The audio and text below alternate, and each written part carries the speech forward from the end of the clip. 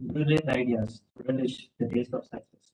He's none other than Mr. M. Avezalam, CEO of Present Innovation and Incubation Council. I welcome Mr. Perez. All praise to God. Thank you so much, Suraj, for hosting it. So it's my pleasure to welcome you all, being a host of this great program. And first of all, it's our gratitude to thank you so much, SA India, for jointly organizing this. It's a privilege, and I think we are doing this even as first event maybe with join with SA India. So this triggers, and that too in opportunities in the mobility value chain.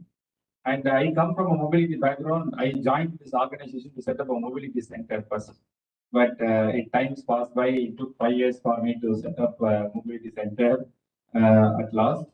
And so to start with, first I would like to welcome Mr. Pradeep, who is the champion of this whole program and spearheading this TechHive. Thank you so much. Unfortunately, he couldn't join in person. Then our chief guest, Dr. Shankar Venugopal sir. I think sir is his second visit to CISC. It's always a privilege and a pleasure. And also welcome the veteran of SA India, Mr. DJ. In fact, DJ's birthday today, so please give him a big hands and happy birthday, DJ. So thanks for celebrating your birthday here.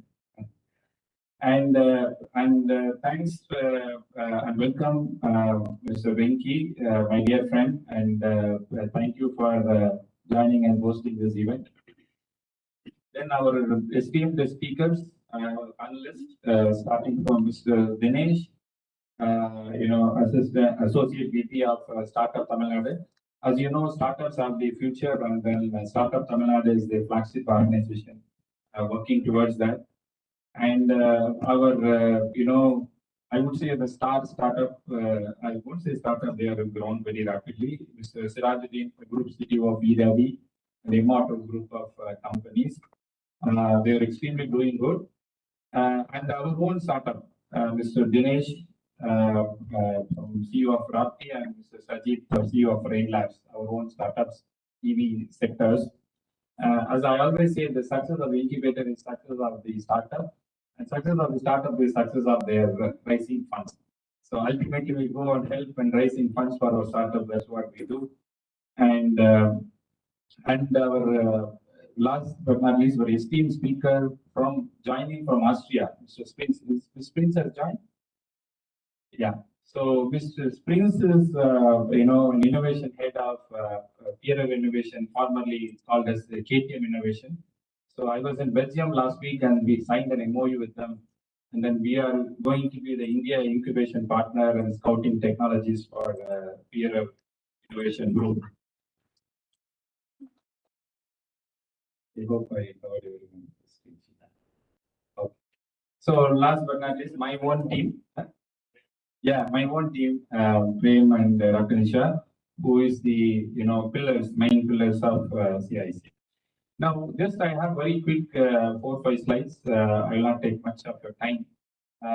So next slide. So as CIC started 4 years before, we started to support startups in the 3 verticals. One is life science, another is industry 4.0, and third is smart and clean mobility. When I say life science, it talks about agri, health tech, environmental, clean tech, everything. And second is the industry 4.0, which primarily focus on AI, IoT, and so on, ML, cyber security, and third is smart and clean mobility.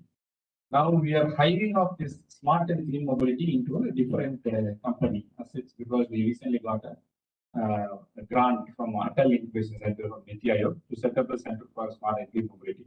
So the proof of the pudding is in eating. So here, if you see that this is what we did in the last 4 years, 130 plus startups, almost 30 crores of government grants, and IPR.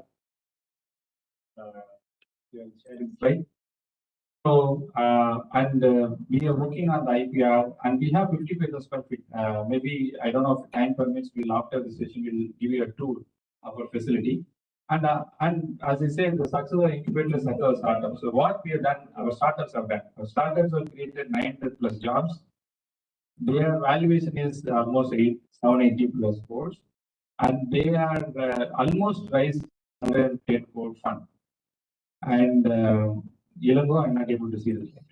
Yeah. So and as I said, we invest in the startup, and almost 10 plus crores of funds being invested in the startup.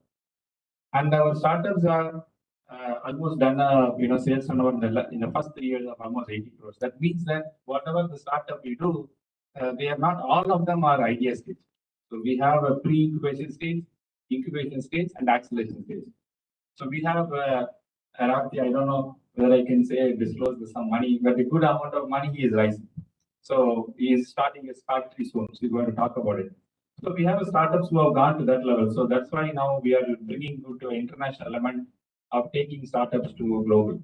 Yeah, next slide.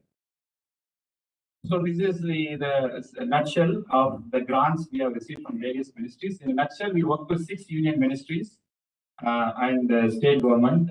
One of our privileged funding partner, Startup Tamil Nadu, is sitting on the dais. So we work with Atal Incubation Center, Niti Aayog, Ministry of MSME, Ministry of IT and Electronics, and Ministry of Education, as well as Ministry of Science and Technology. So these are the various grants, and of course we also closely work with CSR. Like we recently got funding from 50 lakhs funding from CSR from HDFC, and then we invested back into the startup. So one thing I always say, I should confess that 15 years before somebody offered this, right, I would have been an entrepreneur. In my college, they did one entrepreneur development sales program. That's all. After that, they didn't told me that what to do next. And here, if somebody comes 5 lakhs, walking with a fund of 5 lakhs, 10 lakhs, without any collateral, without any payment to return, guarantee to return, and we can't say grant as a gift, but it's almost a gift with some timed milestones. So that is available today, and then that's what the government also want to push. In fact, I always tell our university management that we are working for the country, not for the university, because we are helping to build the solve the unemployment problem of the country. Next. So this is our infrastructure in a nutshell. So we have 3 blocks here in this campus. We are standing in one of the blocks, and then we also opened a branch in Madurai, primarily focus on the bottom of the pyramid startups, which is more of sustainable in agriculture, aquaculture, and so on. Yeah. So I already explained it. We work on 3 vertical, and we help startups to go. We call it triple M, that is mentor, money, and market. That's what we do.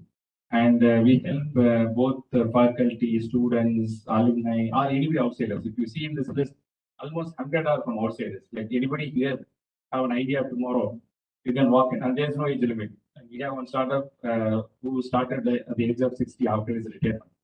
Okay, so that way, everyone has an opportunity to be an entrepreneur at some point in time. Next. So since this is more about mobility, so as I said, we just recently got an approval from Atal Incubation Center, which is part of Niti Aayog ministry, and working on this smart and clean mobility. Almost 5 crores of investment. We are setting up the laboratories and so on. Hopefully, next visit we will be inaugurating maybe jointly with SA India on the lab. But I have this small graphical representation. Can you just play the? Yeah, next. Yeah, so can you go back one slide? Yeah, so these are the main important things. Like we are coming up with a simulation lab. As you see here, the state of art, the CAE analysis, and other things coming up. And the hardware and loop lab, we are almost signing up with NAI, National Instruments. And also, we are working on the fabrication lab, the state of art fabrication lab, as well as the control lab. So these are the state of art lab with almost 5 crores investment is going to come up in the building, which is next door.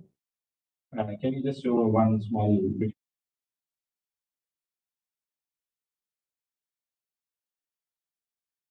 This will be in operation in another.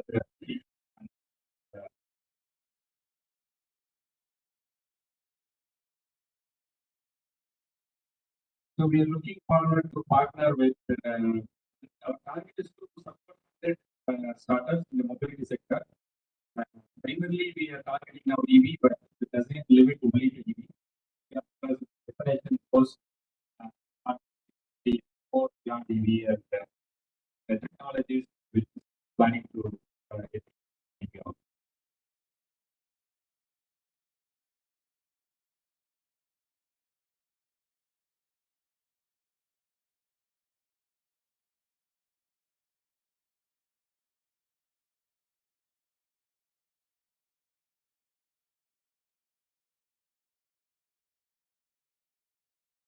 So the sector of excellence that we talk is the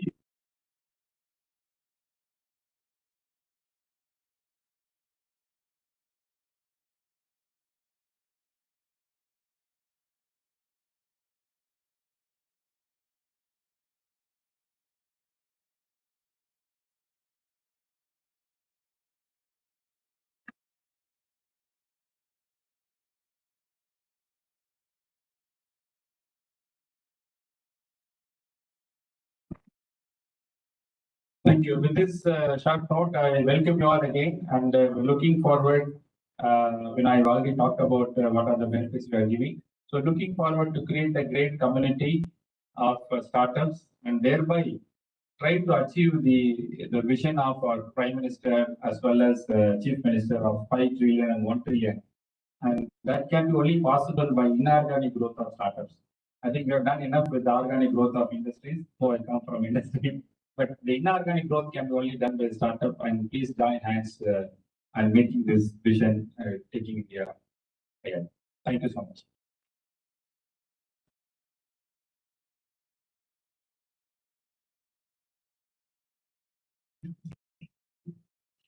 Thank you for your wonderful insights and the plan ahead for CIC in making this great mission a reality.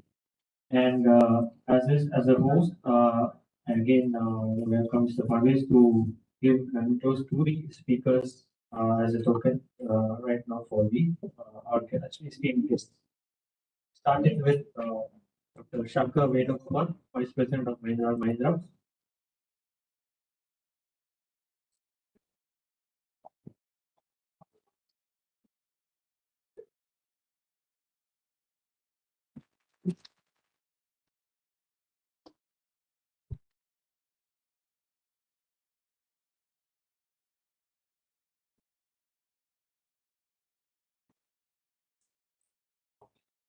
Mr. Dhananjay Muriratnam, Founder and MD Focus Engineering and Secretary of SA India.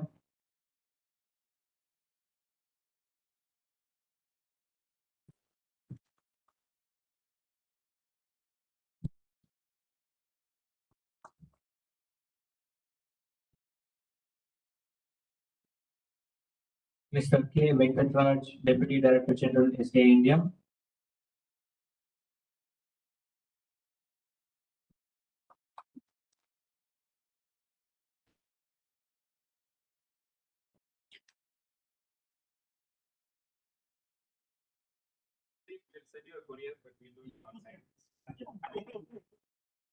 Next, Mr. Dinesh Sundavellu, Associate Vice President, Startup Team.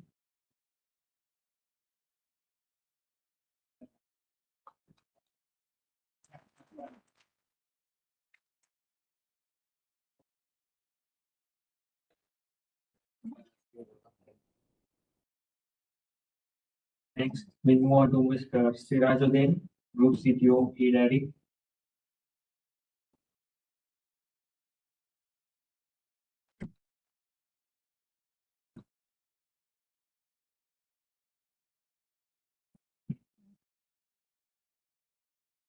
Next, Mr. Dinesh Arjun of Rapti.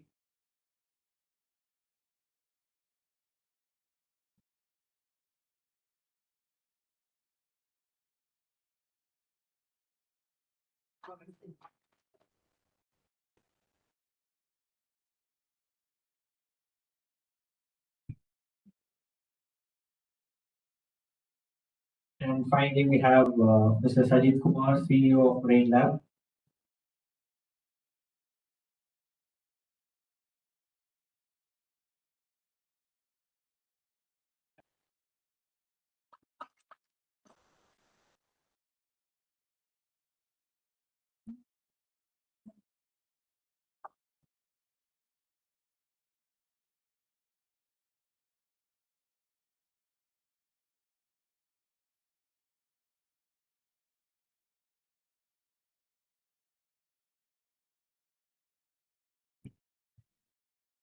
we move on to the next speaker for the evening. He is one of the pivotal members behind this key event and behind the screen too.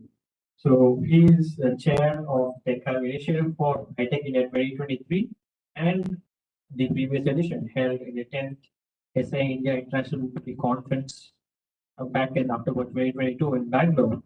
Mr. Pradeep Chandrasekhar, currently the Associate Director at All Electric Cars Division. He has worked in India's major OEMs like Mahindra, Tata Motors, JCB India, Force Motors, and Eicher Tractors in both passenger vehicles and commercial vehicle segments. But as you can see, unfortunately, due to an unavoidable circumstance, he couldn't make it here physically. So, but we do have him live on this big screen. So address you all as the chair of TechHive. Over to you, Mr. Pradeep. Yeah, good evening, Suraj. I'm audible, right? Yeah, yes, sir. Thank you. So, first of all, very warm good evening to all the participants. As Mr. Parvez introduced, it has been a dream for organizing this event, and the whole team has been working around the clock for last, at least I would say, 2.5 months with the eminent support of people like Mr. Dhananjay and under the mentorship of Dr. Venugopal Shankar. So it's really nice to uh, be present at the forum for which we were craving.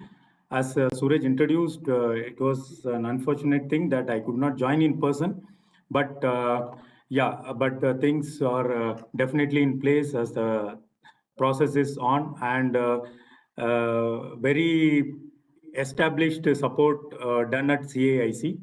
So today, already Mr. Parvez had given a few insights into the startups and what are the things happening around. So my job is to briefly introduce and welcome, I would say. So today, as you might have seen in the registration, we have a eminent interaction panel starting from Dr. Shankar Venugopal, Vice President Mahindra and Mahindra, Mr. Sprints Jefferson, Peer Innovation, then Mr. Parvez Alam, Mr. Dhananjay, Mr. Dinesh Sundarvelu, then Mr. Surajuddin, Mr. Dinesh Arjun, Mr. Tarun Dariwal.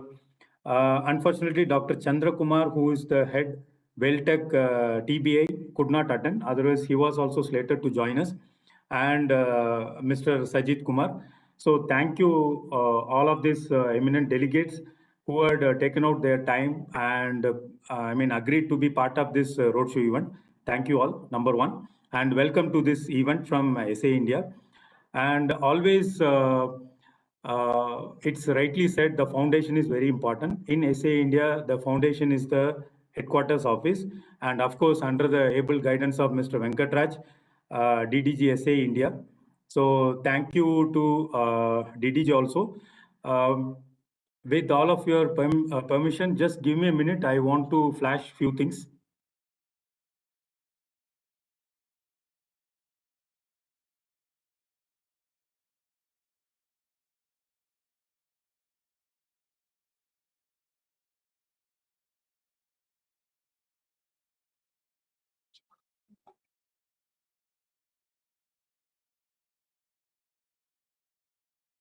So it was in somewhere in August 2022 or I think July 2022.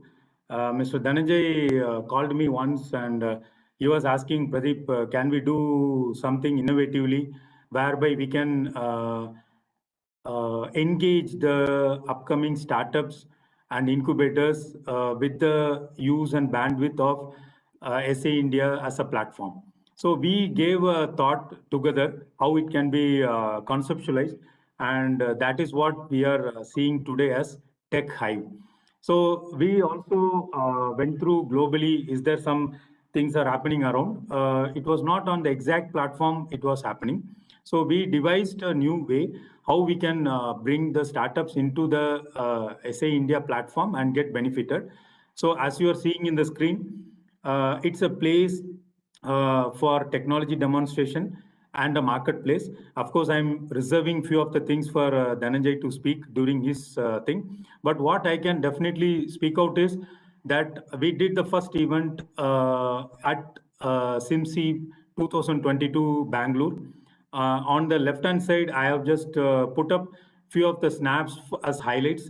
So you can see Mr. Suhas Gopinath. I'm sure most of you might be aware, but still as a brief intro, he is one of the youngest entrepreneur who turned to be a CEO at the age of 17. And he is a CEO and chairman of global multinational IT company. So what we thought was that we can have some case studies, role models who can preside over the SIMSI at the TechHive forum. And during that, they can interact and share their experience. So it was a very good thing that we had a panel discussion type where we asked many questions to him, and he could share his experience starting from his childhood days till how he reached. It was a wonderful experience. And as the bottom image is there, that in the SIMSI and as a part of the TechHive, whatever the startups they are going to participate and present, we ultimately have to have some gauge of measurement and also some quality. So that's what we come with the jury evaluation process, whereby we judge by the different parameters and criteria, and we judge who is the best presenter, whose product is best. So we have an eminent jury panel, that's CFT, I would say, who went through the presentation of all the startups who presented. So this was part of the TechHive. Just to give a glimpse that these are the different startups that participated in last year's program at Bangalore. There was a startup from Savita University Incubation Center, then Udayan Ecotech, Flicka, who made an innovative solution with respect to the tire management and tire life improvement. Then we had a Census Electric Private Limited, startup for the electric cars. Then we had Urja Energy Engineering, who made some very good novel presentation on the data management and IoT integration and other things. Then there were also interesting electric two-wheeler innovative solutions from B-Wings and Airkey. So to sum up that, you are going to get a platform to interact through the TechHive, and to bring more awareness, we are conducting these type of roadshows, and this is the first of its kind, and more roadshows are getting planned in all the hubs. And I'm just giving a heads up. Next roadshow is also planned in Pune. So with this, I welcome you all once again and get fully benefited. And I hope all of you will enjoy the exciting speakers who are going to take you through their experiences, whether it is an individual talk or in terms of the panel discussion. And we'll catch up soon at the end of the session. Thank you for giving this opportunity, and all the best to the complete team. Thank you.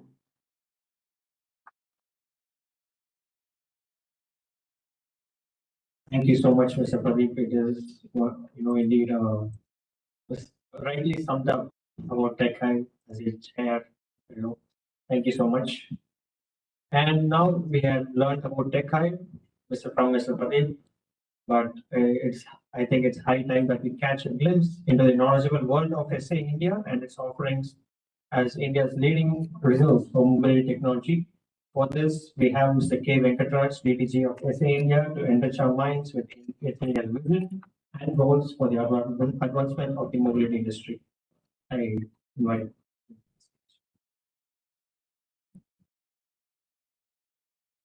Good evening. Daddies of mobility ecosystem and eDaddy. I think we have veterans of the mobility ecosystem here. Mr. Dinesh Kumar, Associate Vice President, Incubation and Community Initiatives from Tamil Nadu Startup. We're glad to have you and all the dignitaries on the panel. It is, in a way, an epic day, not only for SA India also for the startup ecosystem. This is the first time we are actually running a roadshow.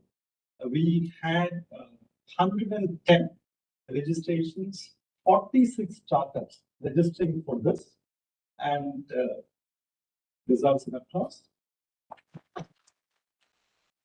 And I think we are seeing almost 30 startups here, and I wanted to thank CIIC and Mr. Parvez Alam for their continued support, and they very quickly came forward and said, yes, we will host it, the very first roadshow.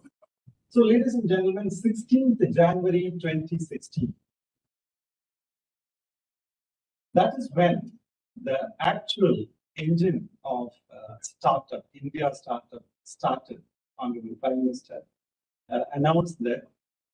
And since 2015, the work on startup started. And the numbers you have to remember are the 9715. Since 2015, ladies and gentlemen, the number of innovators across different verticals, be it bio or EV or FMCG or a social cause or medicine or any other vertical, 9 times increase in the innovators in the country, 7 times increase in the incubators. Number of incubators we have since 16th January 2016 is really heartening. And like Mr. Parvez said, if and only if we had this system, I would have been an entrepreneur along with you. So many of us, ladies and gentlemen, today you are breathing the startup air in the system. We were living prior to 2015,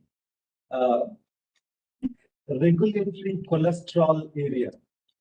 I'm not even sure if you can smell it now, right?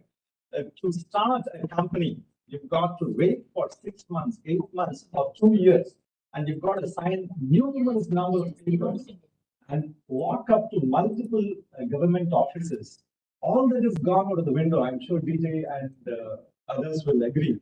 Now, I think the governments, both state and the union government, state agencies, the government departments, be it DHI, DHI, MSME, everybody is creating a very conducive environment for startup.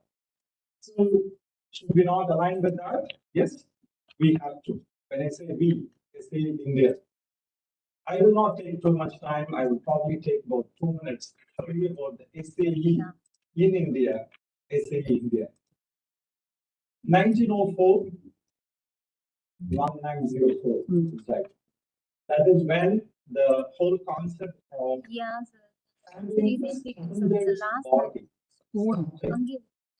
in New York and Detroit.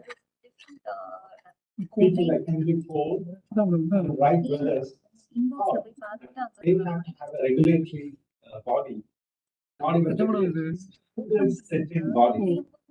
And that is how the Society of Automobile Engineers came. In 1960, the very word automotive was given to the world by the city. Autos and vehicles, motors in Latin is propelled. Anything which is self-propelled, including rockets, marine, railways, on the road, off the road, aerospace, in the space, everything is comprised in the word automotive. The Society of Automotive Engineers is 118-year-old. You need to present this. Okay, so 91, the new era started. India started walking into a trade liberalized. Thanks to Manmohan Singh and and after 25 years, we are running now.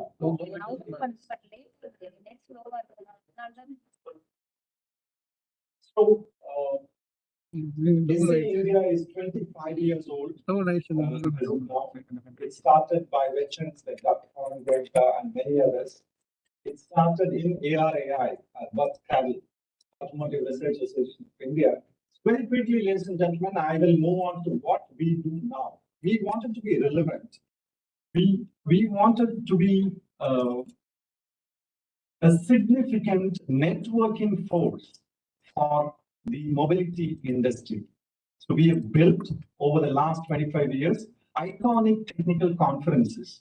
Just to give you some data, the professional development program, when the whole world was not moving, we thought, how do we move forward?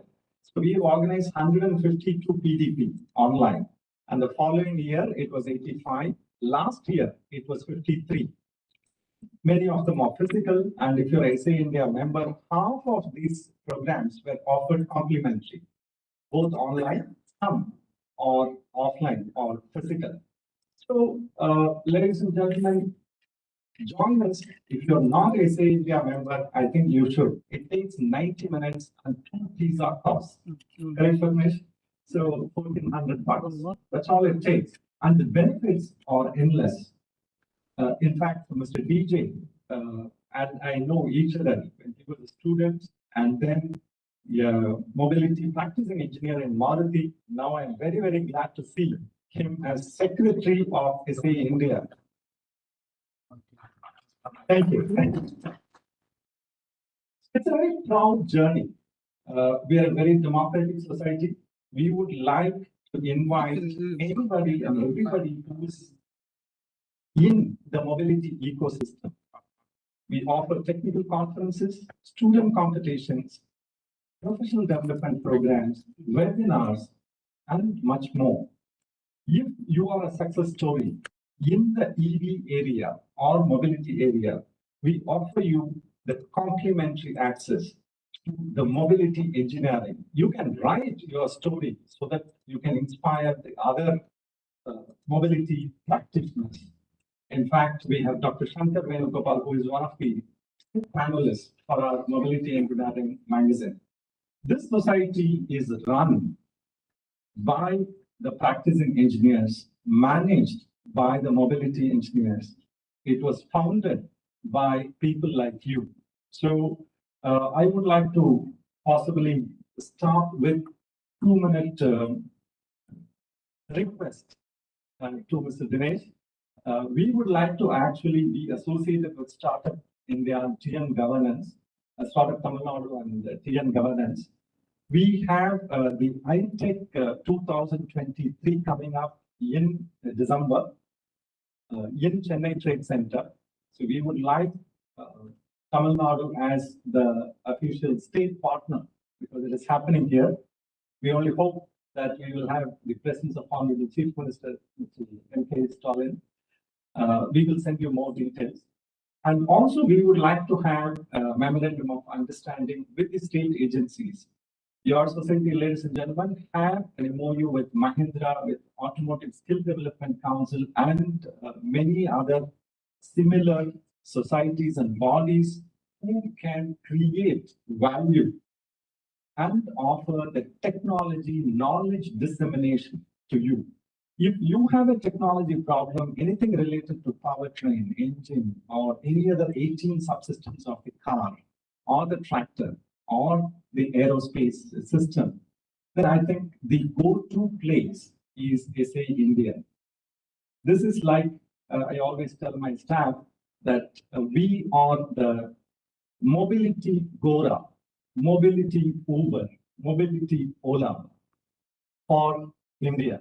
So we are the aggregators. The only thing is we don't make money, but we aggregate the knowledge between the givers and the takers. So I'm going to stop here, ladies and gentlemen, and very, very glad that you're all here. Please enjoy the panel discussion. Thank you, Jai Hind.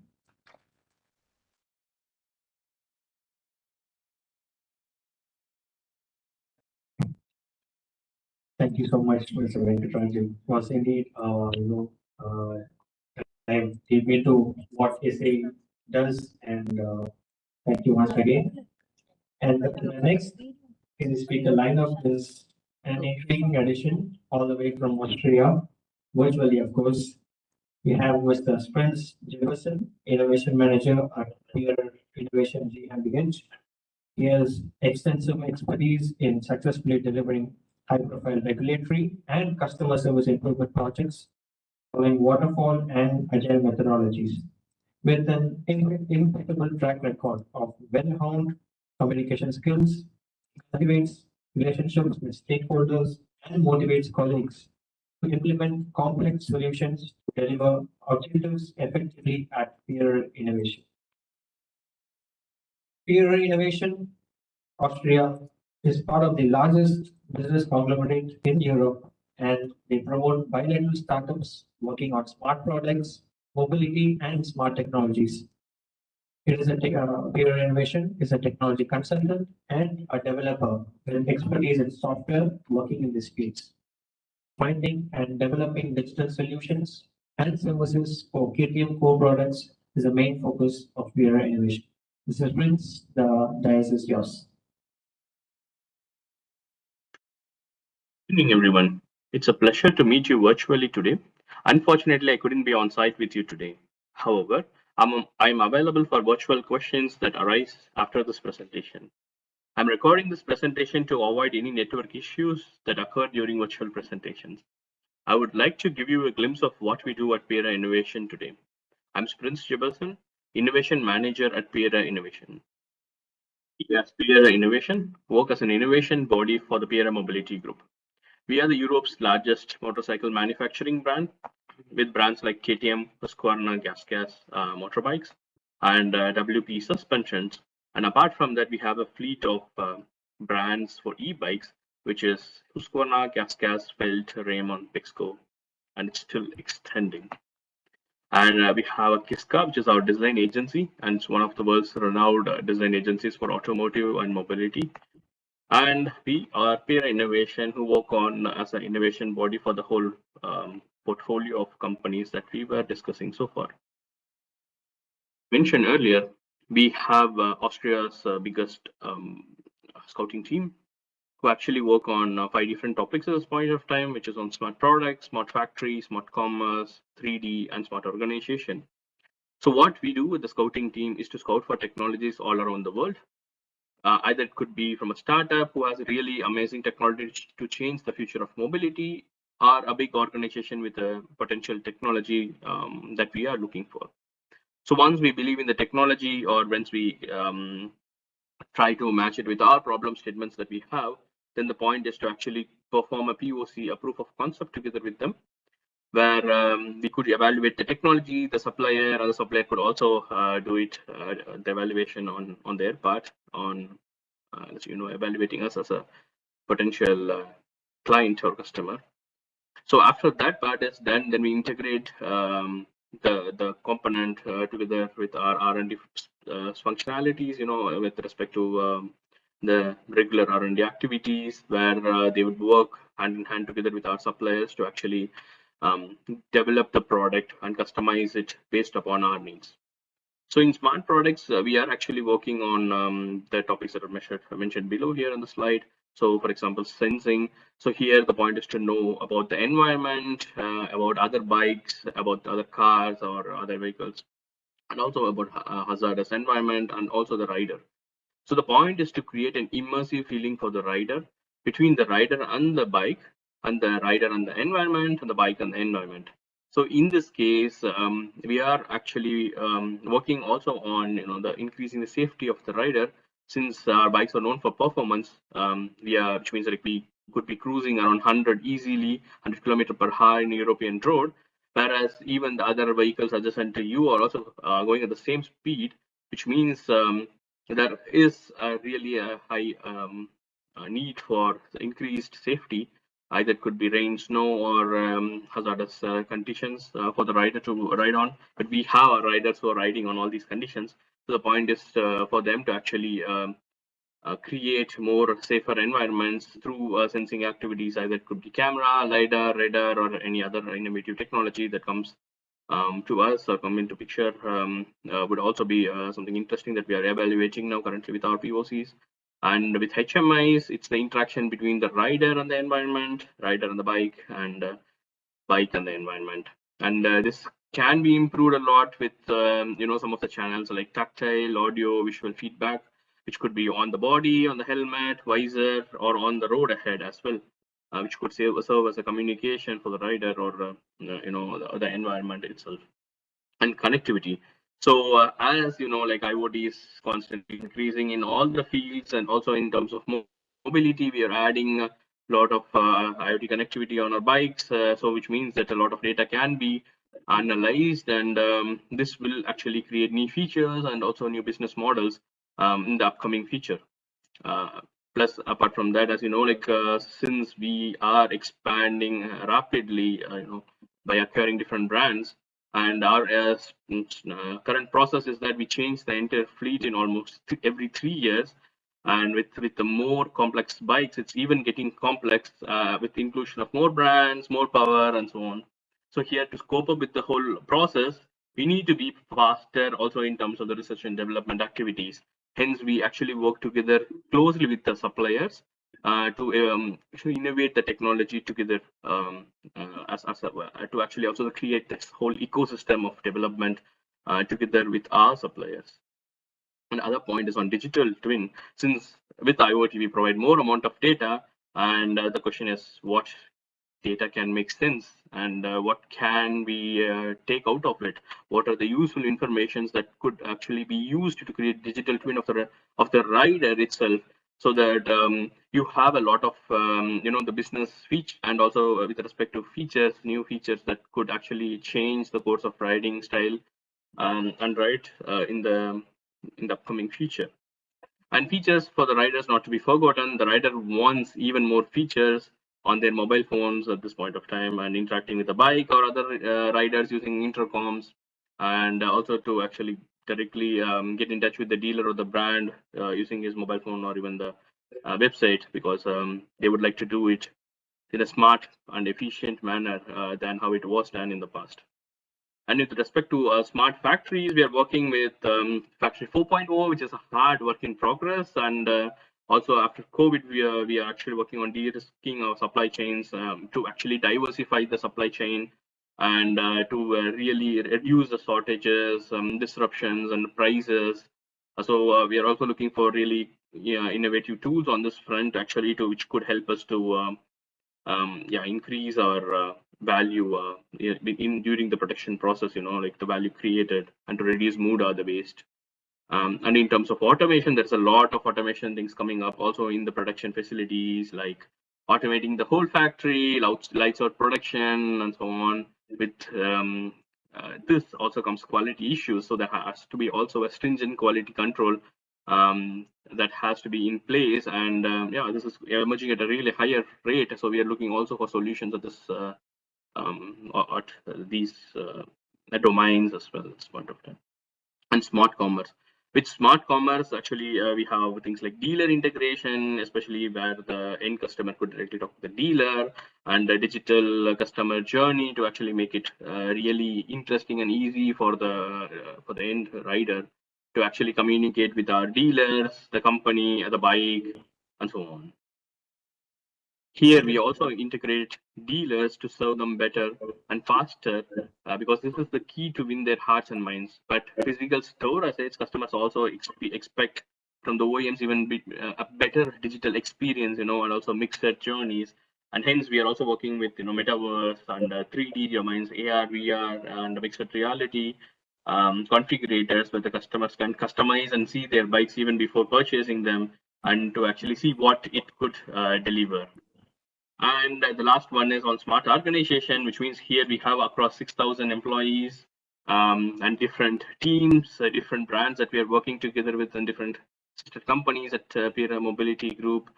So what happens is that the process gets really complicated and gets out of hand. Information becomes, there are silos that are created and so on. So the point is to actually avoid all these and to create or to increase the productivity in all departments. So that's what our colleagues at Smart Organization team does. And AI plays a really important role in this, actually, to centralize the data and to make it really useful for others who are in really need of that particular data at a given time. And we're looking for AI business apps that are based on some generative AI capabilities, and also low code or no code platforms, and so on. Yeah. And here the list is very short, and yeah, if you have something else also on the table that you think would be really interesting, feel free to write to us. So yeah, due to time constraints, I would like to make it short. Thank you everyone for listening to this keynote. And if you would like to connect to me, here is the QR code that you could scan it, and feel free to reach out to me after the presentation. I would be happy to actually answer your questions if you have something, or a joint project together. That would be really interesting. And one thing to mention is that we are working closely now together with Crescent in Innovation and Incubation Council. Thanks to Parvez for his efforts of reaching out to us. We signed an MOU recently where we would join hands together with them actually to work on certain POCs and also scout in the Indian ecosystem of companies and startups with really cool and amazing technology like yours that could change the future. So I'm happy to look forward in collaborations with CIIC and the Indian ecosystem for mobility. And thank you very much, and have a nice day.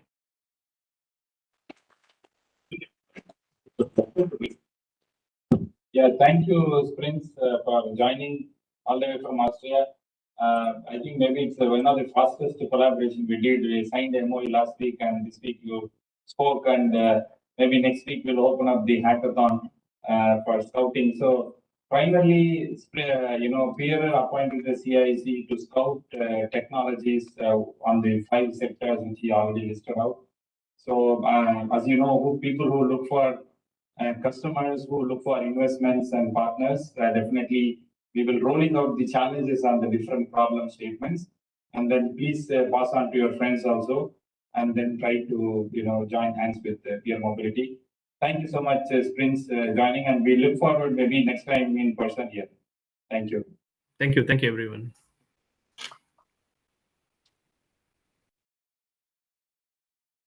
Yeah, thank you, Mr. Prince, joining us all the way from Australia.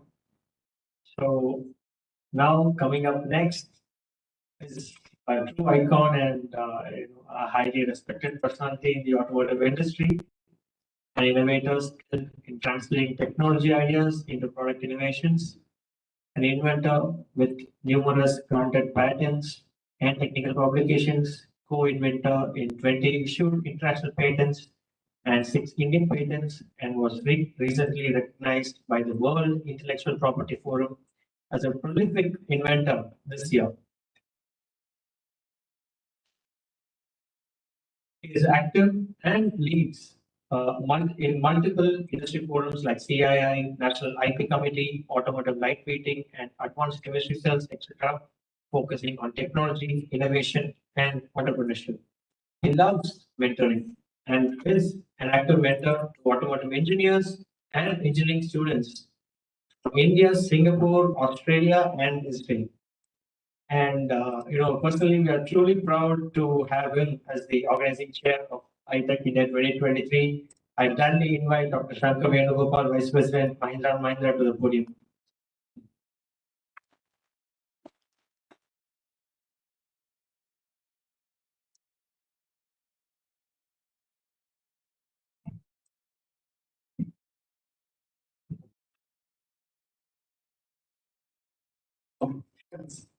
Warm good evening. It's actually quite warm today.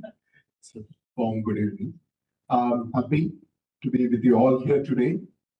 And I should first of all thank you for dedicating your Saturday evening. One can do so many interesting things on a Saturday evening, and you decided to be with us here today to celebrate mobility and innovation, so and entrepreneurship.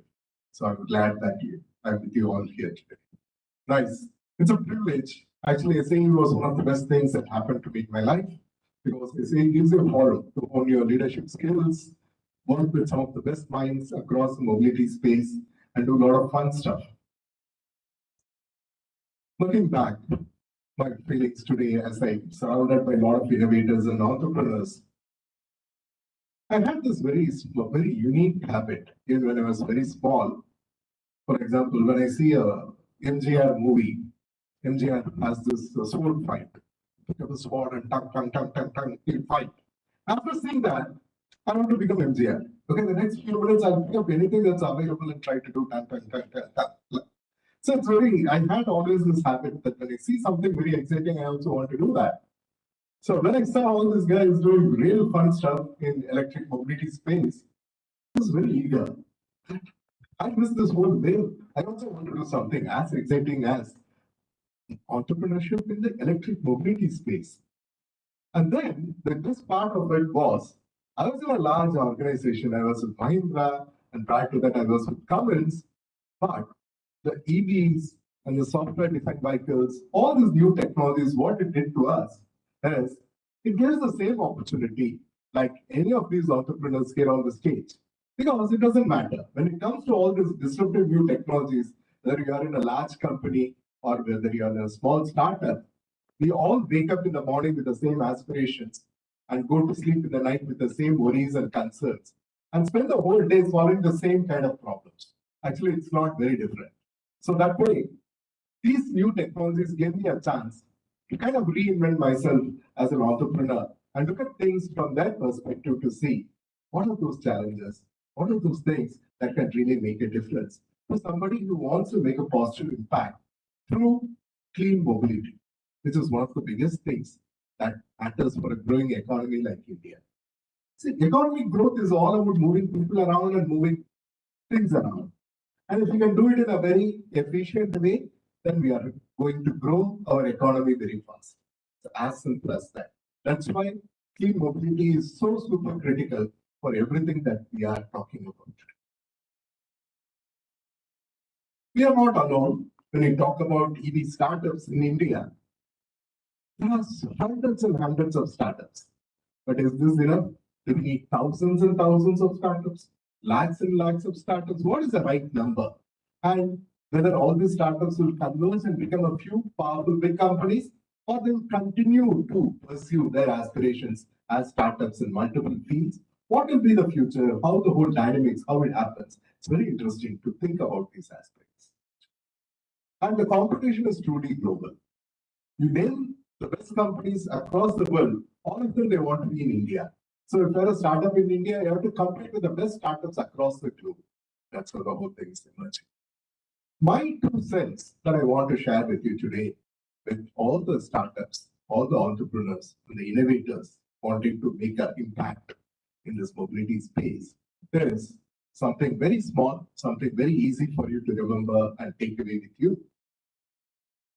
Friends, take a Desi approach when you're building your products and bringing it to the market. This is very important. We cannot ape the West when it comes to building mobility solutions for India. India is very unique, very different. But if you can crack the mobility problem in India, you can take your solutions to any other part of the world. So when I say take a Desi approach, I mean 4 key things: design, exponential thinking, sustainability, and innovation. This is my Desi is an acronym. So keep these 4 in mind. Make sure that design is not just about creating a fancy car. Sure. Design is about your ability to understand your customers. What are the pain points? What are the driving patterns? What is the right range for them? If they buy an EV, how many hours will they actually drive? And the backseat guy, what does he want? Versus the front seat guy, what he wants. What does she want if she has to drive an electric car? These are the things that can help us to build the best electric vehicles, not only for Indian markets, but for global markets. This is the design aspect. Second aspect is exponential. The kind of technologies, for example, our Prince Jefferson spoke about, he spoke about smart products, smart automation, smart industry, everything was smart. Today, friends, we have multiple technologies which allow you to build very smart solutions. The technologies are all growing exponentially, whether it's IoT, whether it's blockchain, whether it's AI, machine learning, even manufacturing technologies like additive manufacturing and advanced materials. All these are very smart technologies which are growing very fast, growing exponentially, and the cost of these technologies is falling exponentially. But are we thinking exponentially? Not really. We are all still thinking linearly and incrementally because that's a world we all grew up with.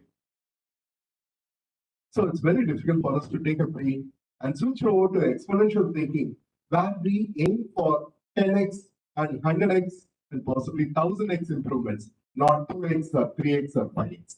So this is what I mean by exponential. So we talked about design, we spoke about exponential. The third is sustainability. We have to build the most sustainable electric vehicles in the whole world. That is the way for us to, that's a path to leadership. The whole world is aspiring to build the most sustainable electric cars.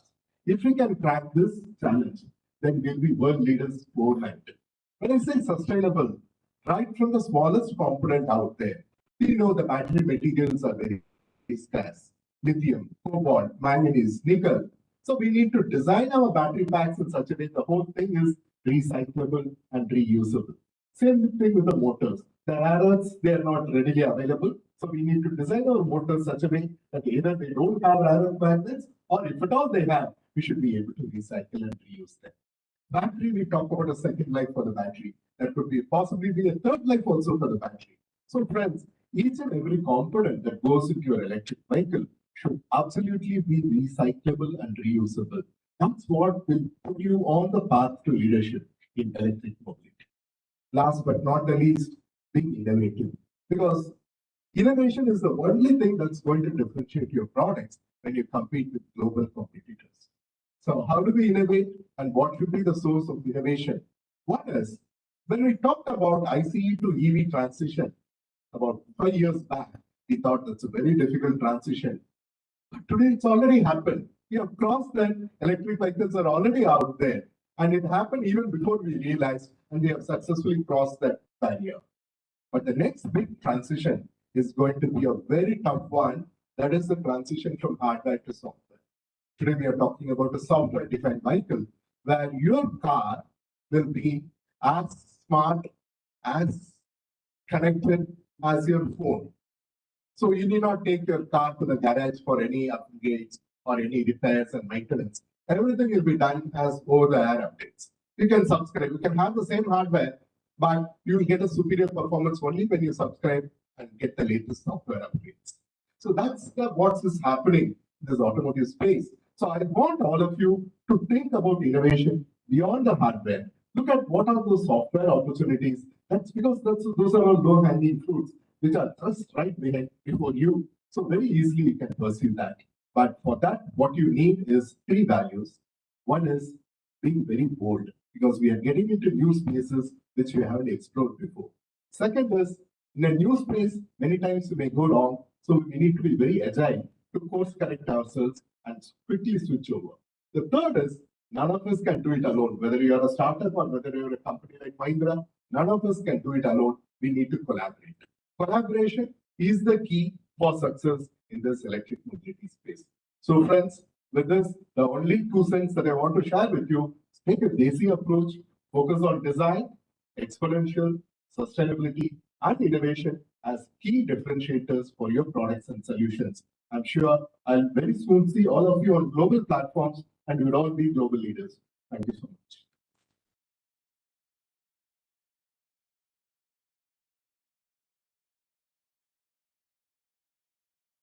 Thank you so much, Dr. Shankar. That is some words of wisdom, and 2 cents. That is probably worth $1 million.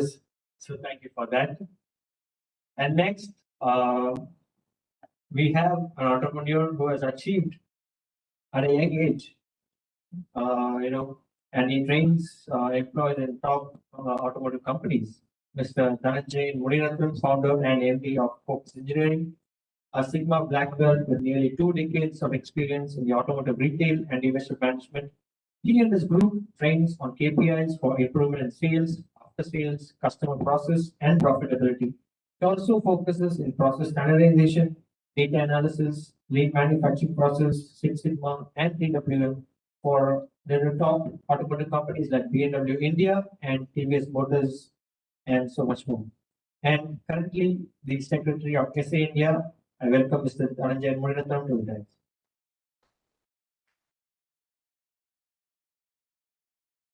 Thank you, Suraj. Good evening, all. It's a pleasure to be here in CIIC. 2 years back, when Parvesh and his team was in Dubai, and he was going around meeting a lot of people and then saying and talking about CIIC. And today I see that in action. So from Padam to real action, it has come right now.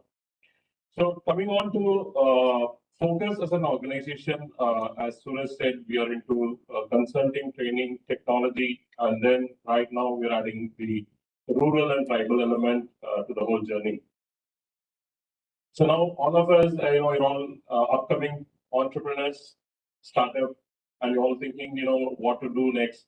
And the right formula already Mr. Shankar Venugopal said is Desi. And again, I clearly vouch that local to global is the right way to do it. That's how Focus Engineering, that was the name of the company that we arrived. The idea was many of us, when we get successful, if we ask, what did you do? We were very focused. If we failed, we said we did not have a focus. So engineering element came as something to do from nothing, like you don't have anything and then you create something. That's our focus. Engineering came in 12 years back. Like Venki and Parvez was saying, we did not have such kind of an ecosystem in those years when we started. And at the age of 28, when I have to leave Maruti Center for Excellence and move to Middle East for a job. So primarily my excuse to Dr. K. Kumar was that I'm starting something in Dubai. And that also came through while we were in Dubai.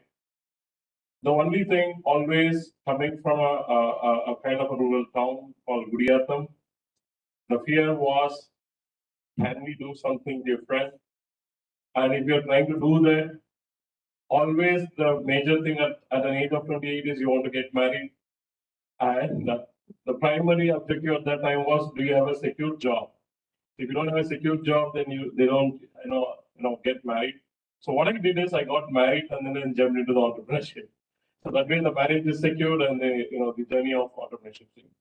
Long story short, we first worked on customer related problems and ensured that what the customer needs, we kind of made services that is needed. So if you're an entrepreneur, if you're a startup, look at areas where the customer is willing to pay the money, because many times our ideas are very good. It can be the $1 million, product or the services that you want to do. But the first step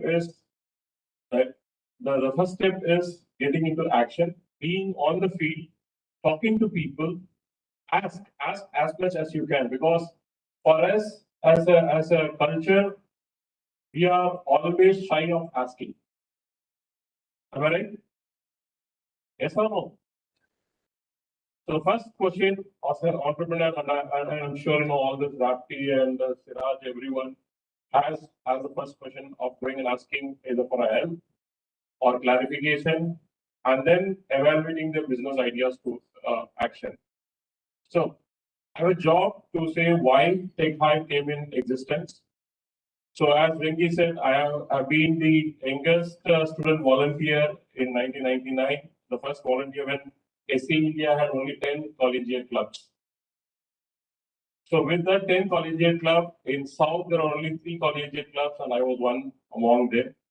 And I used to extensively work with Dr. T.R. Jagdishan, who was a professor at Anna University.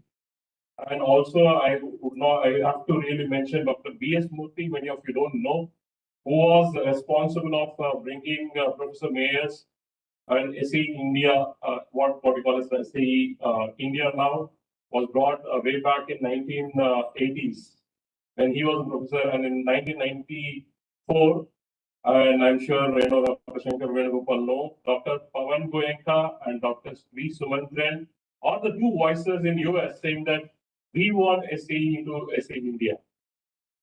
That's how SE India has been, nurtured, and in the last 25 years, we've had a lot celebration. Now, SE 25 years celebration was there. Then I was a student volunteer of SE India Mobility Congress in 2001, but because of all those US issues, it was shifted to 2002. I was a student volunteer at the door, opening the door and telling the participants, can you sit inside? Can you go for a break, come back on time? That was my first experience as a student volunteer. And here I come after 20 years, the 10th SA India International Mobility Congress. I was given an opportunity to become the organizing chairman. So from a guy from the doors to the organizing chairman was a great responsibility. And that's how I went to Pradeep. And also we were, kind of hustling between Venki and all the leaders in SA India. The one thing what SA told me is, can we bring everyone together? And that's how, even Parvesh came as part of the first stakeholder to, really come out for the discussion. So the idea was, we as an entrepreneur, I have experienced ups and downs in my journey since 2011. At many contracts, we were denied a contract. Can you say what is the reason? Can anyone get guess? Everyone knows. We are a small company. We are only few people. Yeah, you have an experience. Your ideas are good, but we have the big four before between you and them. Guys, believe me, we have broken that myth, and we said, you try us. If we fail, we will not take a single rupee. That was a challenge to the board of BMW at that point of time in 2013. That's how today, as Focus Group, we call this Focus Group because we have a company in India, which is almost 13 years. We have a company in Dubai, which serves the entire Middle East. It's called Focus Technologies LLC. And then we have also built everyone, wanted to be into the SaaS area. So we built the SaaS product. And then the fourth one is the Focus Aspire, which is truly for building the rural and tribal entrepreneurship and innovation hub. So this is again what SE gave me, is a platform, leaders, mentors since 1999, and it did not even stop at 2016, where Professor Jagdishan called me and said, "Hey, look, I'm like 80 plus now. I've been doing some work in the tribal area in Yelagiri. Can you take over the school?"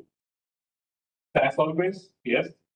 Volunteer, you don't know what is the whole thing behind, and we took the school, which was 66% pass percentage of 10th and 12th, and today it's 95% pass percentage, and here we are achieving 100%. We used to have a dropout of almost 21% of the kids getting dropped out. Today, the dropout is around 6%. And the school never participated in any sports competition beyond Vellore. Can you guys imagine we won the Tamil Nadu Chief Minister's football trophy by the women girls? When I say this, it's we are not supporting them. They are making us more strong.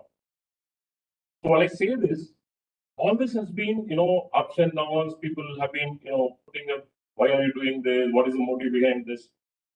As Parvesh said, we are working towards the national building exercise. Now, SE India has produced a lot of standards, a lot of thought leaders, a lot of conferences.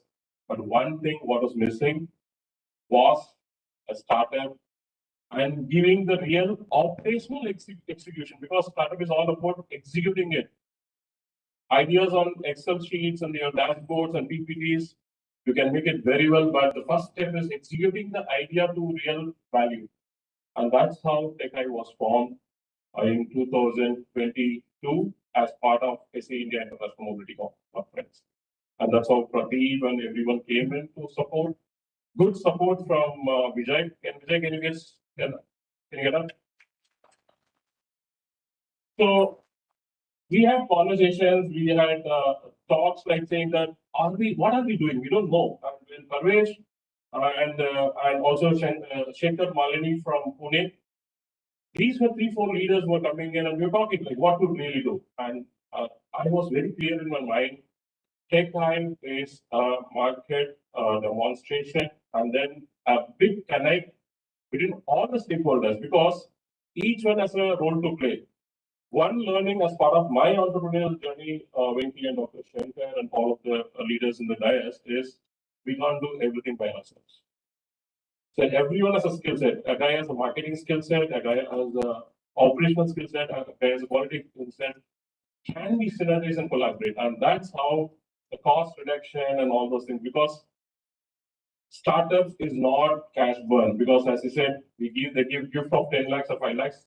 It is just an hope that you guys are building something big. It's not just you guys take the cash and cash burn out of it. Because if you ask any startups, what is your cash burn? What is your runway? These are very nice terms to do because you're doing a valuation, but is there money on the real valuation? Because today, I'm sure many of you have been trying for raising funds since December 2022 until the first quarter of next year. The funds raising is very, very difficult. I'm sure Dinesh would vouch on it. How difficult was it to raise the next fund? And I was in the US for a month, really understanding what is this all valuation about. There, the only clear thing is if you execute, if you really have a product and solutions, people are willing to invest money. So putting all together these whole challenges, that's how TechHive was formed. And out of the first 14 companies, 4 companies of the TechHive participation had got a lot of support as mentors, some as investors, and some also to expand into the international markets. So our focus as TechHive is we all look forward, all the 60 people in this room, come talk to us. We have separate, we have Venki, we have entire SA India office team, we have SA India management committee. We are committed to do it, and we have a very star performer, Parvez. I think we should give him a round of big applause. He's going global with the confidence that his startups will really make it to a unicorn or unicorns sooner or later. And I strongly believe, and that's what I'm asking him is, can we make a real use case so that we can probably go and present it? Because yesterday I was at Dubai consulate.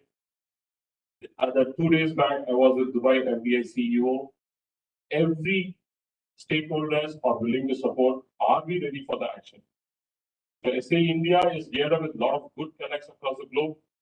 It is up to you guys. Talk to CIAC, talk to Vijay, talk to Dr. Shankar Venugopal. We are all there to support. The only thing is, are you ready to come and collaborate? And that's what I look forward for TechHive to be a global platform with all the other stakeholders coming together, because alone we can't build India.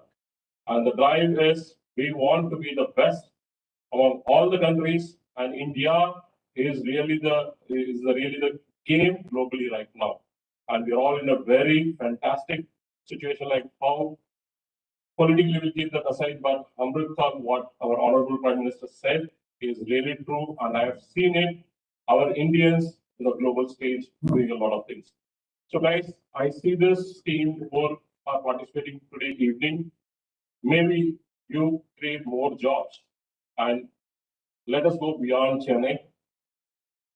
Let us create more people. If you want to really solve the traffic problem in Chennai or any major cities, is declutter and let people from rural towns and villages still go back and set more offices there. And that's our drive. We want to build India through the rural and tribal economy. And I strongly believe people have to move to different places and keep it for 2-3 years and then come back to your own place and then make it here. So go across the globe, but go with the Desi approach. Thank you. So maybe I'll just give a good news maybe for the TechHive team. So maybe I will be glad to announce that CIC will sign up 10 booths for our CIC startups in the TechHive.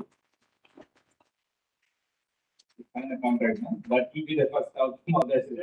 Thank you. Thank you. Yeah.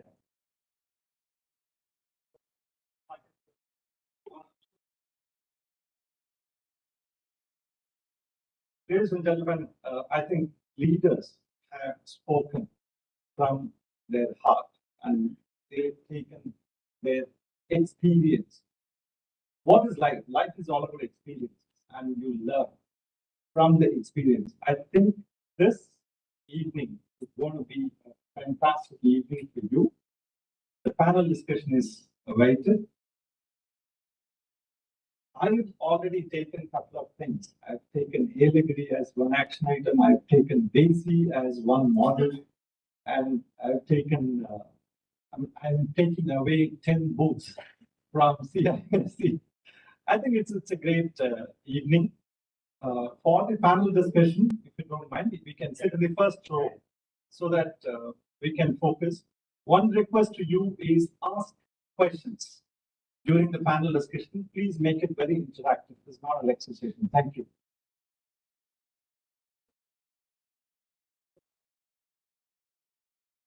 So, thank you so much, Mr. DJ. It was really a motivating talk. And thank you for co-creating this wonderful platform, TechHive, that's going to benefit the startups in the path to glory. And in some point of time in the speech, uh, I wasn't sure whether it was the AC or his talk, it just gave me the chills. So it was really, truly inspiring. And we're moving on to the next session, which is, the panel discussion, and we are saying that the best for the last highly interactive panel discussion on opportunities in e-mobility value chain, moderated by Dr. Shankar Venugopal, with four eminent and diverse panelists, starting with Mr. Dinesh Sundarvelu, Associate Vice President, Startup Team. He heads the incubation and startup community initiatives of Startup Team. He travels with young innovators.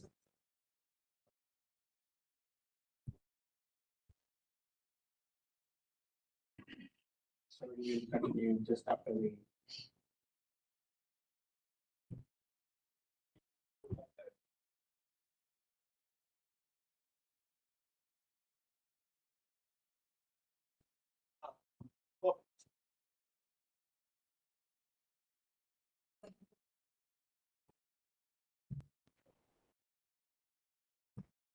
So we'll start with Mr. Dinesh Sundarvelu, Associate Vice President, Startup Team, heading the incubation and startup community initiatives of Startup Team. He travels with young innovators and budding entrepreneurs, understanding and facilitating their needs to reach the goal, creating possible interactive platforms to networking and act as an interface between different stakeholders of the entrepreneurial ecosystem. Thank you, Mr. Dinesh Sundarvelu, for joining us. And next, we have Mr. Sirajuddin AJ, Group CTO of eDaddy. I think he has gone on a short break. He'll be back. So he is an IT professional with over 17 years of experience, highly skilled in developing indigenous business applications, enterprise mobility, telematics, data analytics. He has a proven track record of digitizing business process, team building, devising, and deploying self-sustainable IT strategies, and dedicated for driving business growth and improving efficiencies. Welcome. I welcome Mr. Siraj.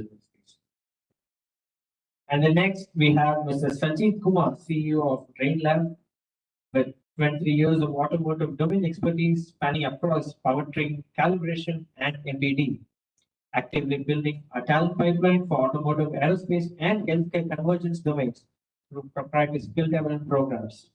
He is an adjunct faculty at BITS Pilani WILP division, handling courses on systems engineering, ISO 15288, powertrain design, ICE, BEV, and HEV, and including the control system design. Thank you, Mr. Sajid, for joining us. Wonderful evening. And last but not the least, Mr. Dinesh Arjun, CEO of Gravity, building customized powertrain solutions for the unique, commuter electric two-wheeler industry in India, especially. Rapti are driven by an innovative spirit to redefine electric mobility. Their motorcycles are intuitive and engineered to outperform conventionally powered vehicles, proving that switching to electric is not really a sacrifice. So we, soon hope to see those bikes on road. So thank you, Dinesh, and welcome you to this wonderful meeting. And now I humbly give the stage to Dr. Shankar for the panel discussion to.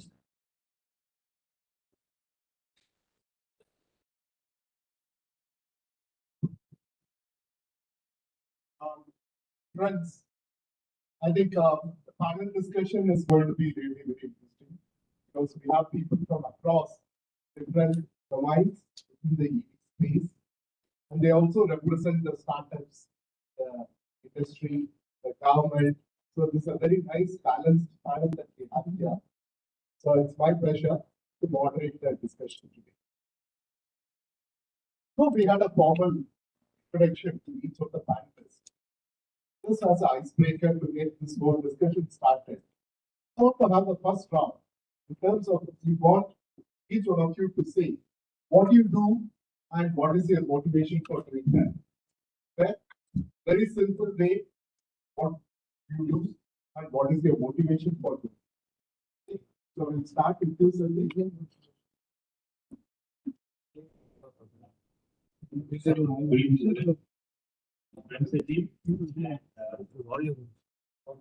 And the CEO of Rainlab. So I'm someone who looks at technology as always as a challenge, and I keep looking at every single opportunity I get. I see what challenges there are and how I can solve it with technology. So that's basically what motivated me to get into this space.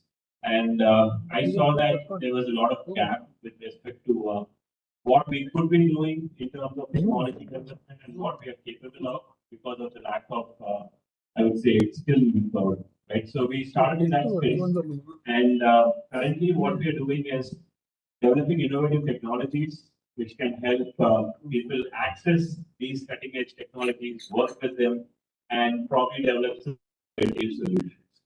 So that's basically what I'm working with currently.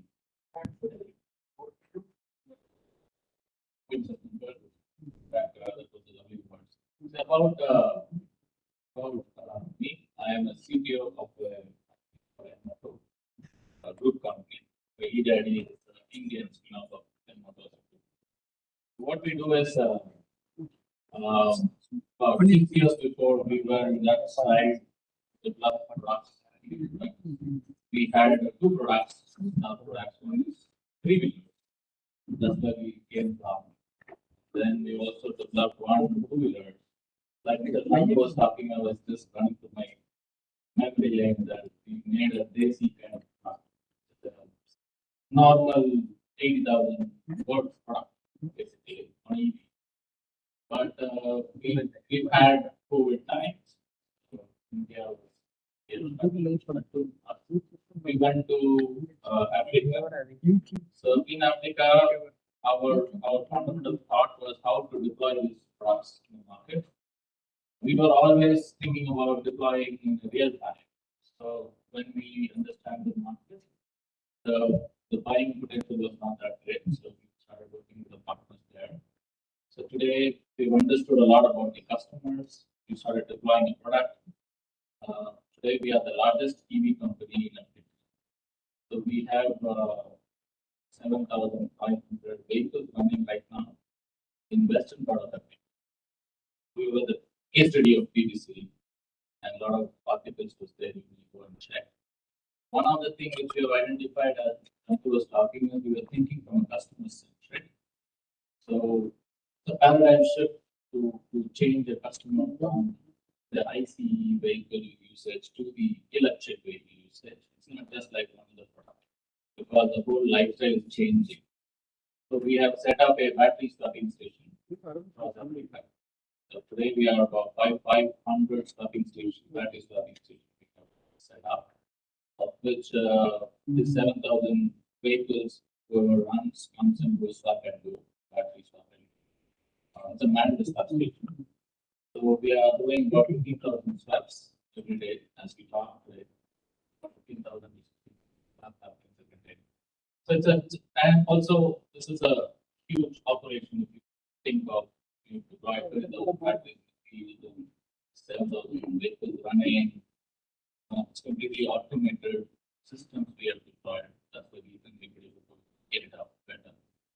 And at the same time, we went through a reality of EV because EV is not the ICE. It will not stretch up. It's very delicate. So when we put into the business, when it is in the running with the customer, you cannot be able to complain the customer. So you have to constantly improve the product. We talk sustainable story like Mr. was talking about. Right now, we have not hit that grandfather time. Still, we are 1.5 years in market in terms of battery cycle. But now we are working aggressively on how to recycle our battery, how to give a second life to battery, how better sustainability we can improve our product lines. All that is right now.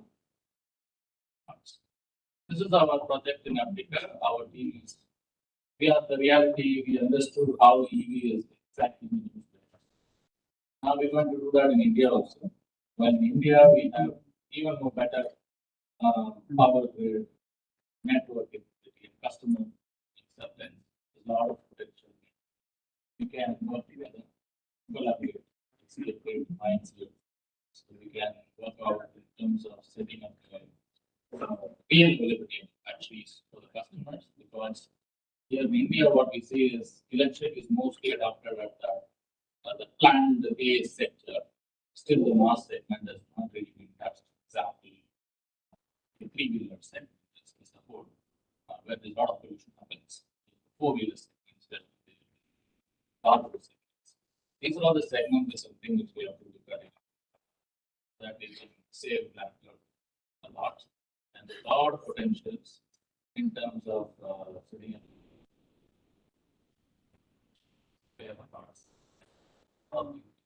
We can discuss that in detail, which we have done. Thank you.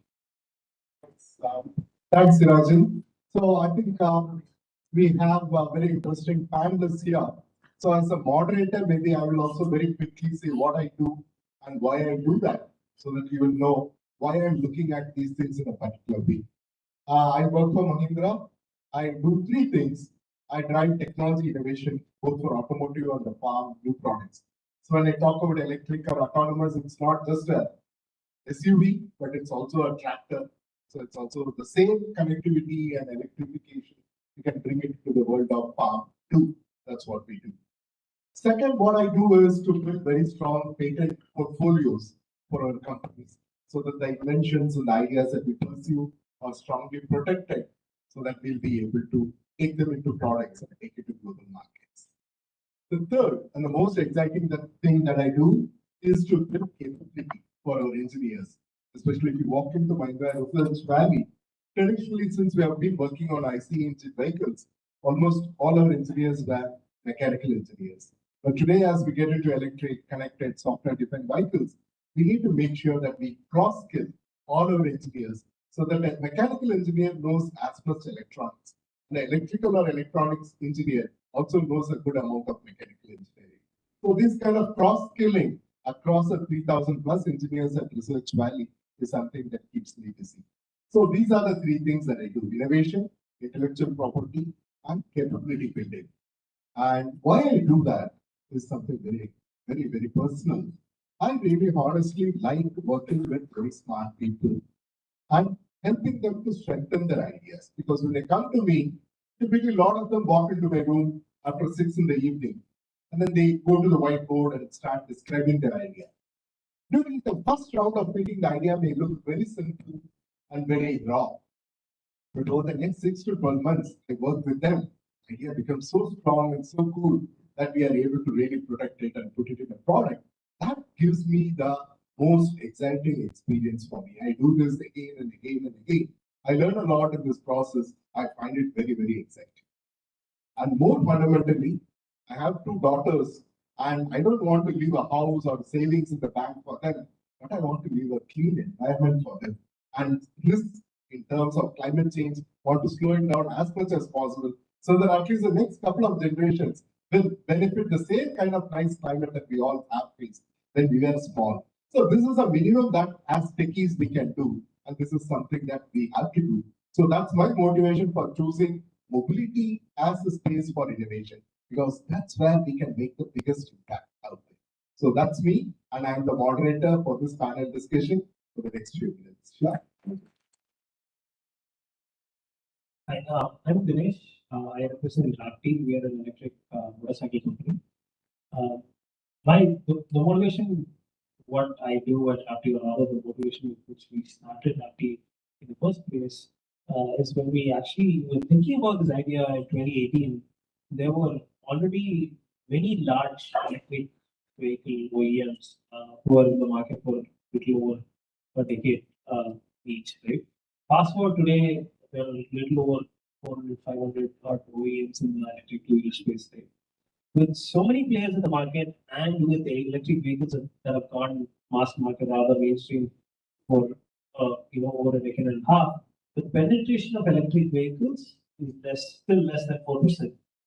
More importantly, the awareness that electric vehicles can be a better alternative to a petrol-powered vehicle is simply non-existent.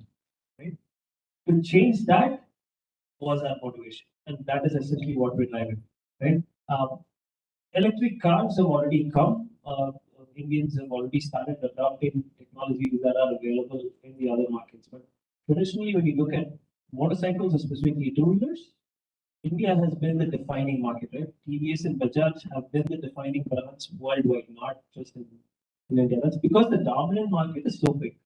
So if the electric two-wheeler market needs to really go, that technology needs to come from India. And we felt that work or at least research and development around that area was not really that much, and that's where we wanted to work on. And that's essentially our motivation to do what we do. Great, thank you. The other Dinesh, Yeah. Thank you, sir. Good evening, everyone. So myself, Dinesh Kumar, as the moderator was saying. So I'm coming from the state startup mission. We brand ourselves as Startup TN, and again, Startup TN, or how we consider it again, it's a startup. So we are also working for our clients. So our clients is basically the startups, and we are collaborating with the stakeholders of the startup community. So having said this, a brief profile about myself is I did my agriculture biotechnology, and then I moved to MBA in strategy. So this incubation startup space all it started in 2015, where I started working in a pre-incubation center, basically funded by IRAC. It's a biotech incubation center. So from there we got motivated, and then we started moving on from phase 1 to phase 2, phase 3 kind of thing, where we started working with more number of startups.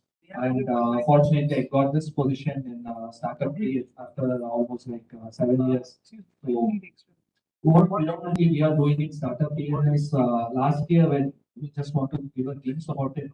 So last year, what we wanted to do, we wanted to analyze the ecosystem in Tamil Nadu. See, in Chennai and Coimbatore, without much intervention from the government, the ecosystem already started approaching in a positive direction. But when we see the things that is happening in Tier 2, Tier 3 cities, it was really it was not overwhelming. What we saw is there is a huge migration that started to happen. From rural side, people started move to urban side, maybe in urban cities, and from maybe from urban cities, say from Coimbatore or Chennai, people started move to Bangalore or Pune or Hyderabad for want of infrastructure and want of fun. If people are moving out for want of access to market, that is fine. But if people are going out for infrastructure and funding, then it itself, we can infer that ecosystem is not developing or it is underdeveloped. So what we thought to do is we wanted to bring this ecosystem through community interactions. A government as such cannot go and meet each and everyone in the Tier 2, Tier 3, or maybe even in the urban places. So what we thought is we need to bring in alliances, we need to bring in more partnerships, especially Tier 2, Tier 3 cities, where we can stop this particular migration, which eventually happen only when the ecosystem develops. So we focused on developing the ecosystem, and that's what we did in the previous year. And this year, what we are doing is we are also slightly changing or pivoting our strategy. Like what we are going to do is we have selected few sectors. This year, we will be working on sectoral startups where we are going to bring up like sectoral forums. We will be how this say India and other communities are working similar pattern. We are also going to create industry vertical forums, especially targeting on say about smart mobility and EVs, circular economy, healthcare, medtech kind of things. So here we wanted to bring in corporate startups, investors, mentors, all localized in that particular ecosystem. Maybe if we talk about Tamil Nadu, mainly people from this region, from Tamil Nadu, and then we want to see how policymakers or government interventions can happen there, and how a new emergence of startups can bring it up through these sectoral focus. So this is how we are strategizing ourselves for this particular year, and our primary target is to bring in 10,000 startups in the next 4 years. And last year, in the last financial year, we reached to 2,200 startup DPIT startups, and I also happy to share that just 2 days back when we were seeing the number of women entrepreneurs across the states. So right now in Tamil Nadu, we have 6,200 plus DPIT registered startups, among which 3,003 are women-led startups. So Tamil Nadu is standing as number one in women startups, DPIT registered or recognized startups, and so that is a great positive factor. The second factor that we wanted to bring in here is primarily when we were discussing about this industry vertical forum, this to strategize that we were talking to different stakeholders, and we were happened to visit Ramty's unit as well. So when we visited and when we were talking, so Dinesh was basically saying that see, we don't need funding. Of course, there is different states of fundings available, but what we need is the credibility for that particular startup. So how you can give the credibility rather than the funding as such, but if you can give the credibility, then we can bring in more orders. So when we are discussing on that factor with our board and top level management, so they also approved, okay, bring in a core panel for each of this forum, where this core panel will be having an emerging startup as well. And then the forum members can comprise of maybe 150 to 200 at the max, and more than 50% should be startups over there. So that's how we are framing it. And even in this dais itself, Shankar sir is in our panel, and Parvez Alam sir is also there. So basically, we'll be having this first round of discussion in coming weeks, and shortly we'll be launching. So if we have already circulated getting the expression of interest from Tamil Nadu startups or mentors and investors. So if someone haven't received it, or if you are interested to be a part of this forum, after this panel session, we can discuss. We will send you the interested EOE link where you can fill and you can submit, so we can work as part. Thank you. Thank you. Thank you. So you have a fine idea of who the panelists are, what they do, and what is the motivation for doing what they do. And today, what we want to achieve through this discussion is to really explore what are those opportunities across the electric mobility value chain. Right? That's what we want to bring some clarity and insights on from this panel of experts out here. We'll have at least 2 rounds, and then there will be a third surprise round. With this, we'll be able to leverage the expertise across this panel. The first round is going to primarily focus on how we can collaborate. What is the right strategy for us to collaborate to really leverage the kind of rich opportunities that exist across the electric mobility value chain? Because if you're a startup, you can collaborate with the industry, with the government, with academia. Same is true with the industry, same is true with somebody in academia, same is true with somebody in the government. So what is the unique strategy that you have in mind, and how is it that you are going to make it work for you in order to make sure that you are able to really tap all the opportunities that exist across the value chain? How critical is collaboration for you, and what is your strategy for collaborating? We'll start with you, Sajid. So I'll probably take a slightly different approach on when we say collaboration. So collaboration between different entities, maybe OEM startups, that's already happening. But I'm looking at, it's basically a case study which we are working on, a solution that we are working on as well. So where I'm looking at collaboration maybe between startups, right? So now Dinesh is going to launch his motorcycles, and he wants to get maybe a unique selling proposition. So he comes up, he says, you know what, you buy my bike, you get 3,000 free charging hours in a battery, some kind of a charging infrastructure or something.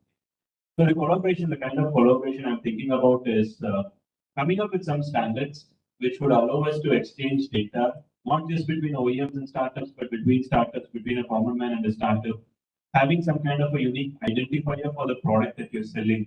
So a Rapid bike can go to maybe a RAC energy charging station and he would get some preferential billing rates. So you can think of it as a Zapier for e-mobility, where different type of products from different types of ecosystems, they kind of talk among each other, you exchange data, and then you build better value proposition. Right? Thanks, Ajit, for that. What are your thoughts? Where does collaboration come from? When it comes to the real-time adoption of EV, without collaboration, I would say it's impossible. The reason why I say that is, with all that experience we have in Africa, in India, first thing is it's an ecosystem which has to be built. It's not that one company could able to drive the whole show. We have to start our collaboration in any country. I mean, we also have some operation, but also what to identify is the first thing primary is the ecosystem. We have to start working with the financial institution because customer wants the better finance vehicle. Number two is we also have to collaborate with the after sales where the product is probably serviced. That is another large institution which we have to collaborate. And there are also collaboration which we have to establish with the traffic network or the active or charging, whatever it can be. So sometimes we put some of those efforts and we go with partners. Also, we have a strong technology alliances. For example, we have a partner from London giving us international SIM card to overcome those network problems, especially those erratic network countries. So this is largely a holistic collaboration is mandatory. We are always open to welcome those technology and the other accommodate the ecosystem. Once the ecosystem is built, then customer will be comfortably going and adopt the fundamentals of the mobility will be subject. So I think strategically it is most, I would say it's more perennial to keep the collaboration strategy first before you even think of starting anything. It's not like one company could do quickly. That's something is what we will. So you heard Sajid talk about how startups can collaborate amongst themselves and come up with compatible technologies so that they can all build on each other's strengths and come up with stronger products. Then we heard Sirajuddin talk about ecosystem across not just the technology, the financial institutions, after sales, distribution, complete collaboration across the ecosystem, which can help you to go global very quickly. Now let's hear from Dinesh how collaboration has played a role in bringing you all the way this far you have come your journey. So where did you see collaboration playing a role? What are the plus and minus? How it has been so far? Sure. Yeah, so Sanjit and Sanjay spoke about how different startups can collaborate with products, right? In our case, again, we're not in the market out yet, but we've already see we're building a motorcycle. Building a motorcycle is not a small task, right? We have a series of components coming together. It has to fit in properly. Obviously, there's tolerances and everything at work. And it is impossible for one company to literally work on like the entire tech stack, right? What we've done is apart from core competencies, which are extremely critical to who we are and how we do things, we've tried to go out and, active or rather proactively give out even IP away so that somebody else can take that component or some component out, use economics of scale for being obviously sell it to somebody else, use economics of scale to reduce cost for us, right? One of the biggest things is we collaborated with a Cochin-based company called Capri.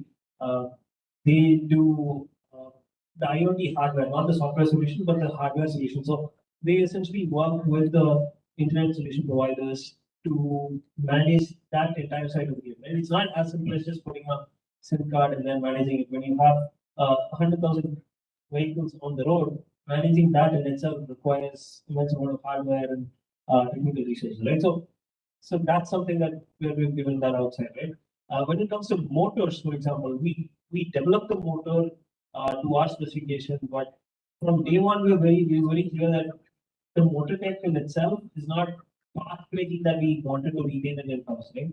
We were able to give it to another manufacturer who has some experience making motors where that specific configuration is sold to us, but motors made on the same platform can be sold to somebody else where they leverage economies of scale to give us a better price, right? Let's say hypothetically, I was able to make that motor for myself for $100 a piece. Now they're able to sell it to other people without compromising on that exclusivity sale, some other agreement, but give the same motor to me at $75, which is a huge improvement. You know? So that's how we're leveraging collaborations at our company. Thanks, Dinesh. Actually, you are bringing in how one person can cater to the needs of multiple startups. There's a real opportunity there because the economies of scale will kick in and make it more affordable. It's a very smart way to go about it.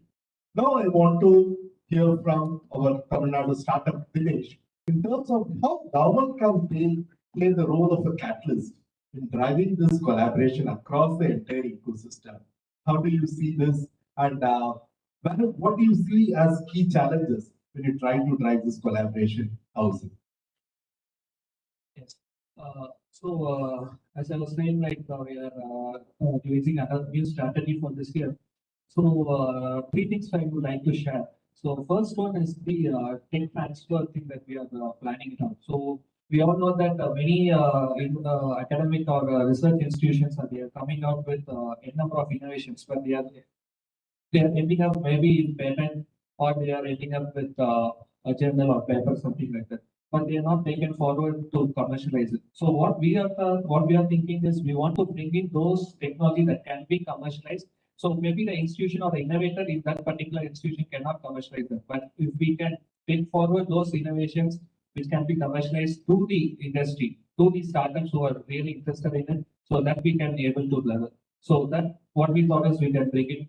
Second thing is as we are saying about this collaboration part, we are also on top with in talk with different corporates as even before this session, sir was saying that startup who can come out with their innovation, they can use our facility for testing their particular product. So if that can be also be done, so it will be an eye-opening for the startup. So even last week we are also in talk with Bosch where they were happy saying that under EV and healthcare, they can able to collaborate with startup team for the startups in Tamil Nadu. So that is the second thing. And third thing is when we are also talking about this early stage startups. So what we thought is they should be able to get a proper mentoring support. So we all know, as I was earlier saying, this tier one city or the urban cities, they can able to identify the right person, but tier two, tier three, it's still a question mark. So what we did is we came out with a platform called MentaTN platform where we onboarded mentors who can able to spare at least 2 to 3 hours of their time per week. And those mentees or startup aspirants or even startups, they can also onboard in that particular platform, and there through a matchmaking process, there will be a mentor-mentee relationship or interaction that can be taken place. So these are the primary things that we initiated already. The upcoming thing which we are planning to do is for the soft landing. So there are startups who are already scaling up. So apart from Tamil Nadu, apart from India, so what are the other facilities that we can see? So we started working with Dubai. So you might be aware that this year's budget session, they announced that there will be a global coordination center that will be placed under startup mission in Dubai. So that is one thing that is maybe in another couple of months or during the GITEX Dubai that will be unveiled. So that is one thing. The other things are like even if someone is following our social media pages, so our CEO is traveling across, like even now he went to Singapore and he signed MOU for soft landing and to bring in investments through our Tamil diaspora settled globally. So these are some of the things that we are working on, and we are working on a structure where each of these determinant or pillars of support can be able to complement with each other. If an investor is funding on a startup, the startup grows, the startup wants to invest on other startups, then they can do it in an easy way within Tamil Nadu itself.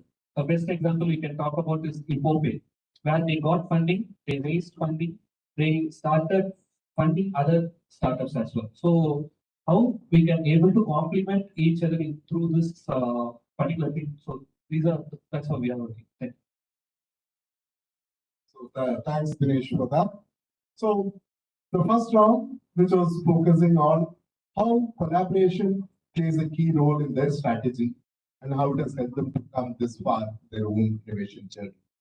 Second round is going to be something very core, which is core to their success so far, which is the focus on customers. Because when you talk about values, creating value for the end customer, do we know the customer well enough so that we exactly know what are their pain points, what are their constraints?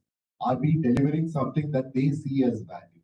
So this round, I want to each one of you to talk about some unique customer insight that helped you at the early part of your own innovation journey. What was your customer interaction like? What led to a very unique insight that you will always remember, which made a difference to your innovation journey? Talk about it. Yeah, sure.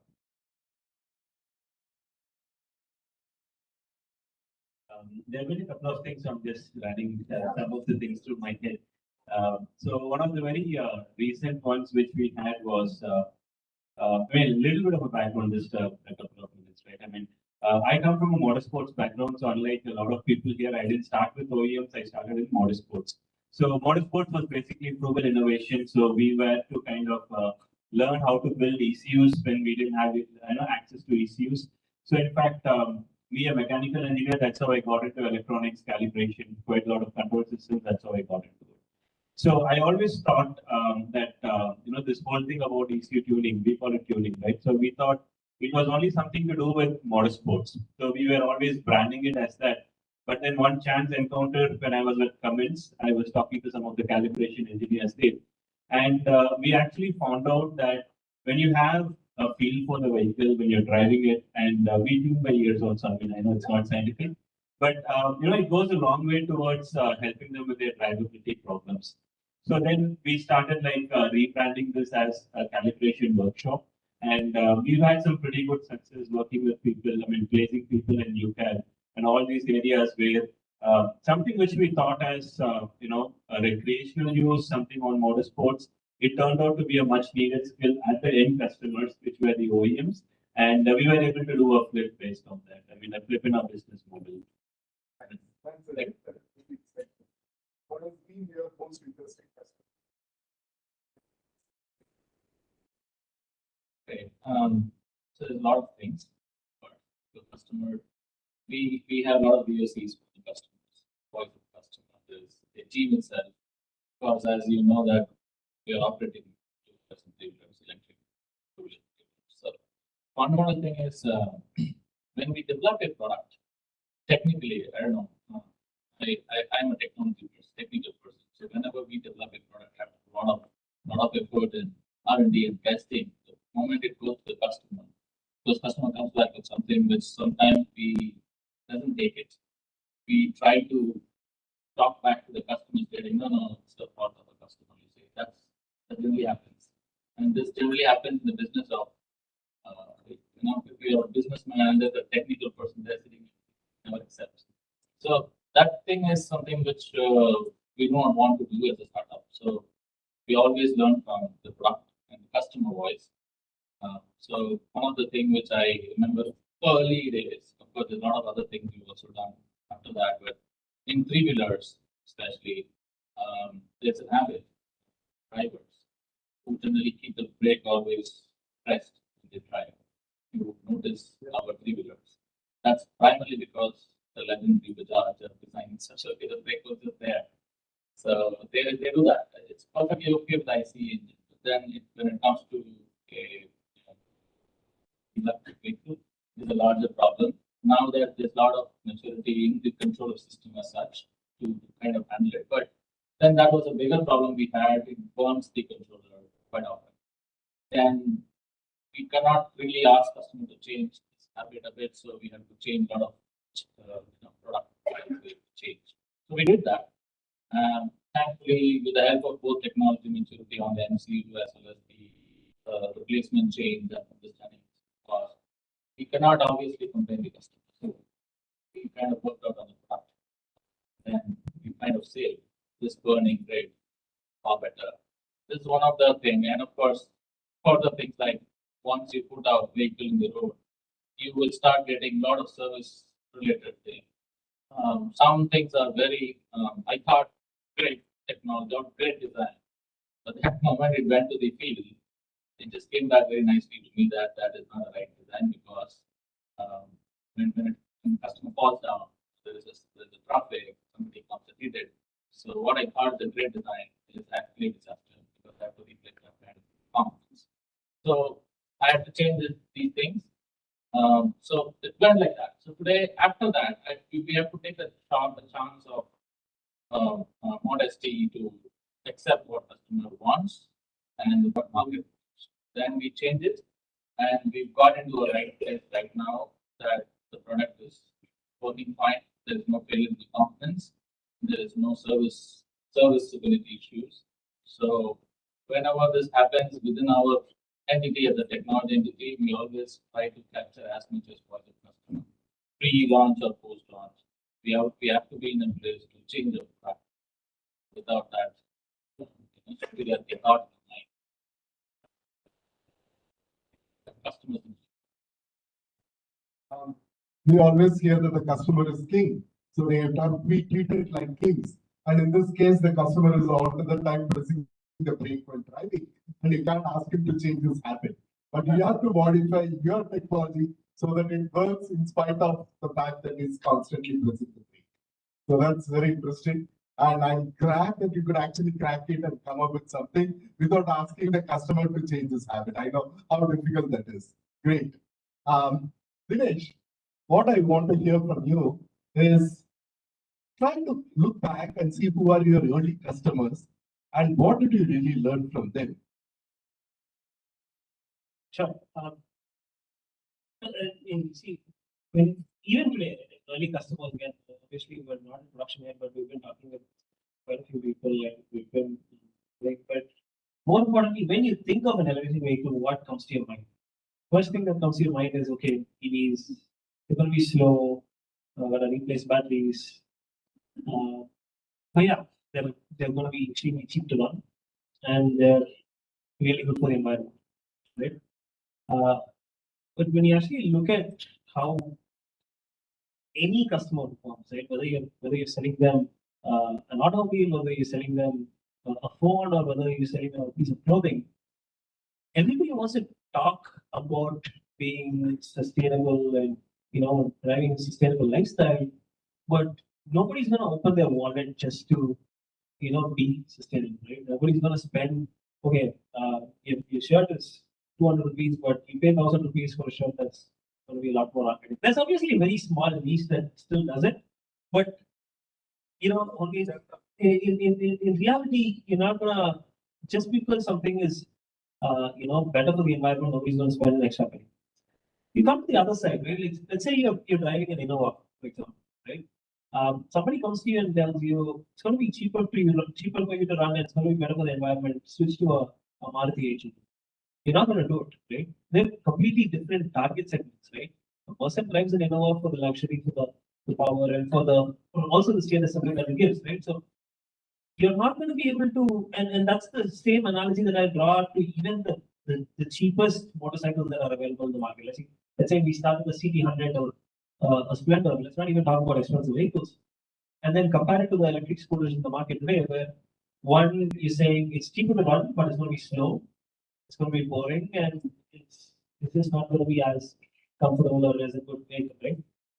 That is adding to the myths that electric vehicles are poor, right? That is the customer experience that the customers already have about electric vehicles. We're not even selling the vehicles yet, and they already have an experience, or rather a thought process of what EVs are, right? And that is exactly what we want to change, right?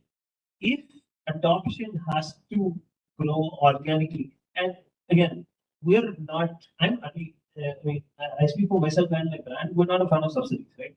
Subsidies can, in some places, I think subsidies work very well in B2B areas, but not really in B2C places where, you're indirectly telling the customer just to buy the vehicle for that subsidy, right? If you take that subsidy away, the entire market or the entire unit economics falls apart, right? So how do you organically make somebody buy a product? You make them buy a product by convincing them that it is better than what they already have, right?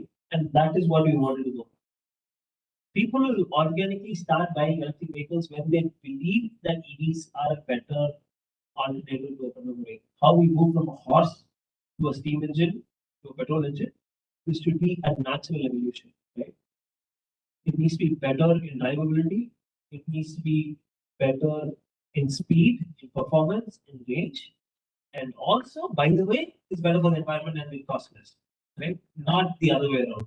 And that is what we rather understood on a very early stage, and that's what we've been working towards. That makes any sense. Absolutely, I'm with you on that. So it is very important to find out what they see value as, make sure that gets first addressed, and then bring in all the nice things to have, which would be the positive impact on the environment. Absolutely, I'm with you on that. And when I talk to you, Dinesh, as the TN startup, I'm very curious who your customer really is and who have been the most difficult customers, and what is it that you have been learning from them? So we have two kinds of customers. So one is start step. So who are the potential startups or the startup aspirants? The second one is the mainstream startups. So the most difficult part is our startups. So they have our predominant customers as well, our clients. So the reason why I am saying is government has a particular mandate. Say, for example, we need to be ranking in top three. In Startup India state ranking, we need to be in top three. We need to count on DPIT recognitions. But if we come on the other end, okay, why do I need to be get recognized as a DPIT at the early stage? I am not generating revenue. Why should I? I will let me be a proprietor and then I will start my business. And if all goes well, I convert it into a private limited or LLP, and then I will start my business. So we have these two mandates where we need to address our funders or investors. So that's the government. The second is we need to satisfy our own customers. So how we are addressing is through our fundings and other mentoring and other initiatives. But how we are, what to say, like majorly doing this is through creating a network or doing, what to say, a collaborative platform for the startups. Okay, when a customer enters in, we need to keep in mind two things, as they were saying. One is if we can give them their comfort zone. Okay, any kind of thing, but that can solve their pain point or something. The second one is, okay, if I'm coming there, there is a brand value attached to it. So, or the vice versa. The person will be having the brand value or the comfort zone. These are two things mainly people will be talking about. So, when a customer or when a startup is approaching us, if we can able to give them the experience that they sought, say for example, if we have the single window clearance, or if we all they require is if a person from Startup Mission can listen to their problems for 10 to 15 minutes, and if we can able to connect them with the right person, then it will be a good solution for them. So that's what they are expecting from us. The second thing is if Startup TN is giving some funding, or if they are what to say in our newsletter or in our social media putting their startup name over there, then okay, great, I'm getting featured there. So through that they are moving out and getting more connects. So these are the two things that startup is looking after us. The first thing that I was saying is the start step. So in start step, how we are converting kind of like browsers into customers.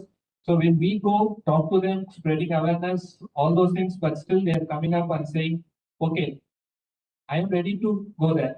But if I am failing, what will happen?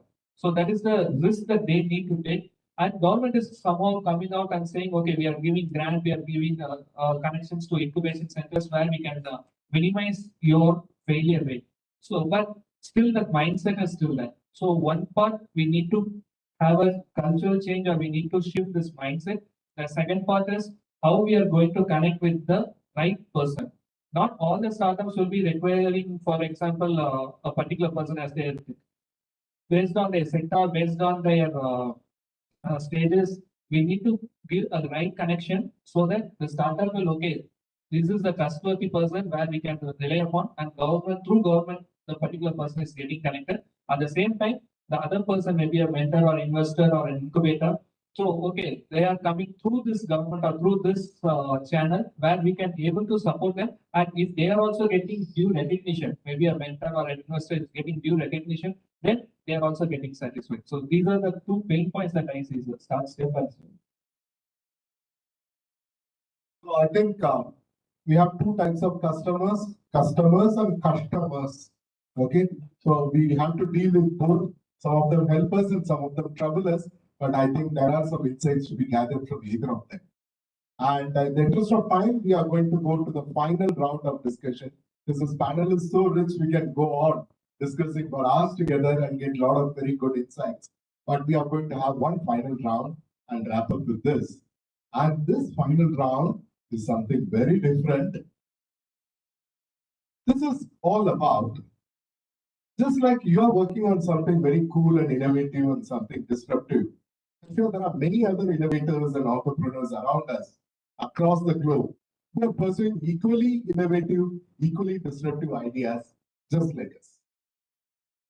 So I want you to talk about one disruption that can suddenly shake you up and totally make what you are building irrelevant.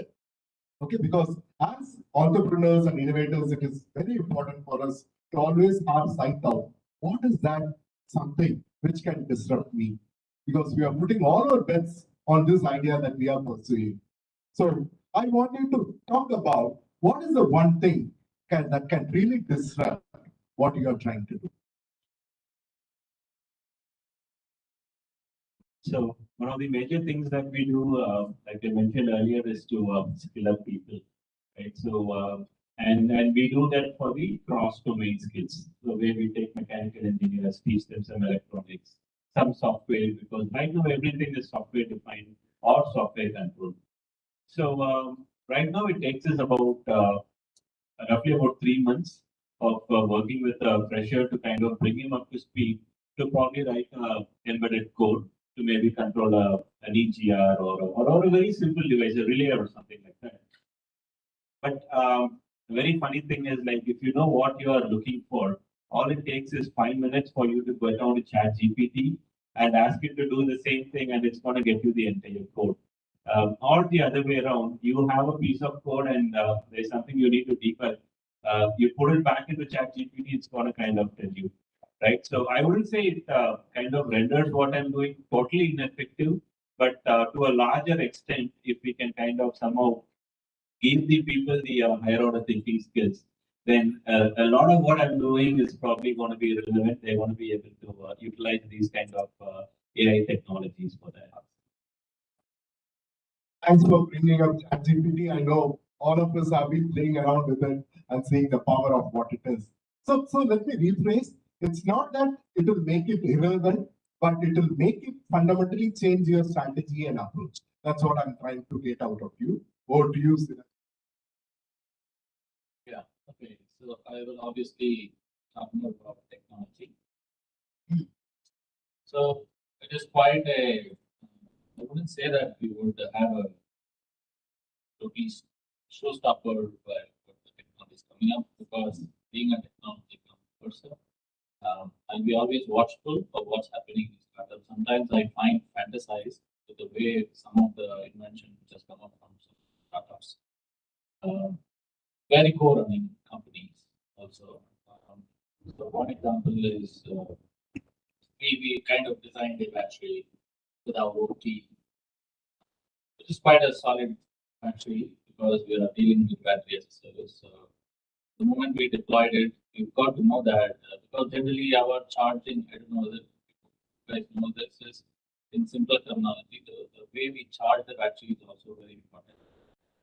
The kind of power we give to the battery is also very important for the cycle of life. Right?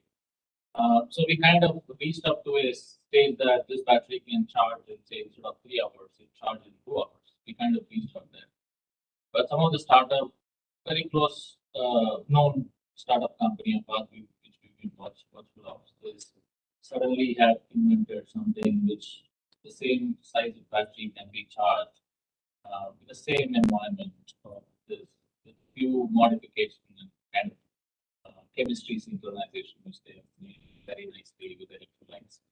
They could able to charge it between 30 to 35 minutes. It's a phenomenal thing. So of course, if I couldn't adopt it, or if I could not know this, probably I am out of the market because I'm going to spend so much of electricity and the time, which is go to the customer, is going to be delayed. So yeah, so these are all something which very watchful of. We have to understand the changes. Yeah, so that's. So we do hear about a lot of breakthroughs happening in the battery space. We hear about new chemistries. We hear about a million mile battery and batteries that can get charged in a few minutes. A lot of interesting things happening. So we need to constantly keep track of all these things and place our bets on the right technologies. Also have our own architectures which are flexible enough to adapt different kinds of energy storage systems. So that would be great. So Dinesh, maybe when I come to you, I will focus a bit on the motors.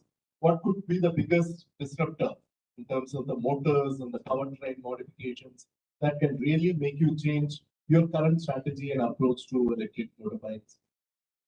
No, awesome. I was actually just about to bring up all, right? So on a core fundamental level, I mean, on a technology level, right? See, what we're doing at fundamental mode at Rapi is that we're working on high voltage drivetrains for electric motorcycles, right? This is because we believe that low voltage drivetrains are very inefficient and they generate a lot of heat. By doing this, we're also adding cost, right? And then we are getting a little technical, but fundamentally, low voltage drivetrains are available everywhere. You can literally go on Amazon, buy components, put them together, and make your own vehicle. There's a huge ecosystem that's doing that. We're crossing borders and we're trying to find out if we can fundamentally re-engineer the entire architecture of the vehicle. Tomorrow, let's say, like silicon carbide, something, or rather even silicon carbide MOSFETs come down by cost by like 1/10, right? Because let me give you an example, right? We were working with a component with Infineon about a year and a half ago, which was 14,000 rupees a piece. Today, for the same component, we've been quoted 3,500 rupees a piece, right? It's not even 10%, 15% reduction, right? It's a reduction of 1/5, right? So same way, if there are alternative components, especially in the semiconductor field, which is completely, you really can't predict what's happening, right? Last year we had the semiconductor crisis with even Mahindra suffering a lot. Today you have the same components and more available at like 2 weeks or 3 weeks lead time, right? So let's say there is a fundamental disruption in the way you see MOSFETs or IGBTs, which move from, let's say, silicon carbide or gallium nitride, come down in cost by 1/10, then my USP or the reason that we're building this tech becomes completely irrelevant. Right? I can totally relate to what you said because the move from silicon to silicon carbide is a very big shift, but it brings in a lot of advantages when it comes to performance. About 3 days back, I was in Bangalore for the EV Expo at Bosch. So there was a whole big presentation by them on silicon carbide based power electronics. And Bosch, they have actually set up a fab, a fairly big investment in Germany, only for silicon carbide based electronics. So that's a big shift. And thanks that you already recognized that as a key disruptor. And planning well ahead for that. Thanks for that.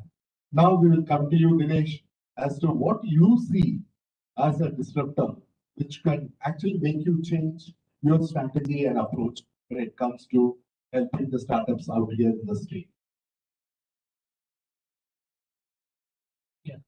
Uh, so when Parvez was saying about the incubators and the success of incubators is the startups, how they get funding.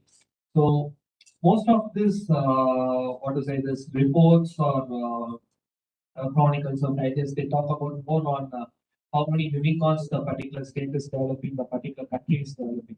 So what we focus on is no one particular unicorn is backed by any government funding or something like that, a major intervention by the government.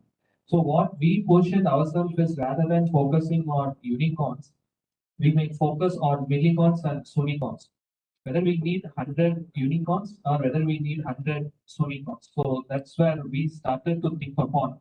So when we started on that particular note, that is the time when Karnataka state government, they came out with a policy for a state startup and innovation policy. They came out and said, okay, there is a particular scheme called Beyond Bangalore. So they started focusing on most of the interactions between the startups that in Karnataka is happening in mainly in Bangalore, and then they started to visualize how if we can position the other cities of the state. So then what we thought is okay. Each state is having their own strategy and they are coming out with best practices. So why not we focus on this reverse engineering and we work both upon say we need to come out with unicorns. At the same time, we need to bring in more number of start steps, as I was saying, the startup aspirants. So if that is bringing upon, as I was already previously was saying that these are the determinants where each determinant has to complement each other.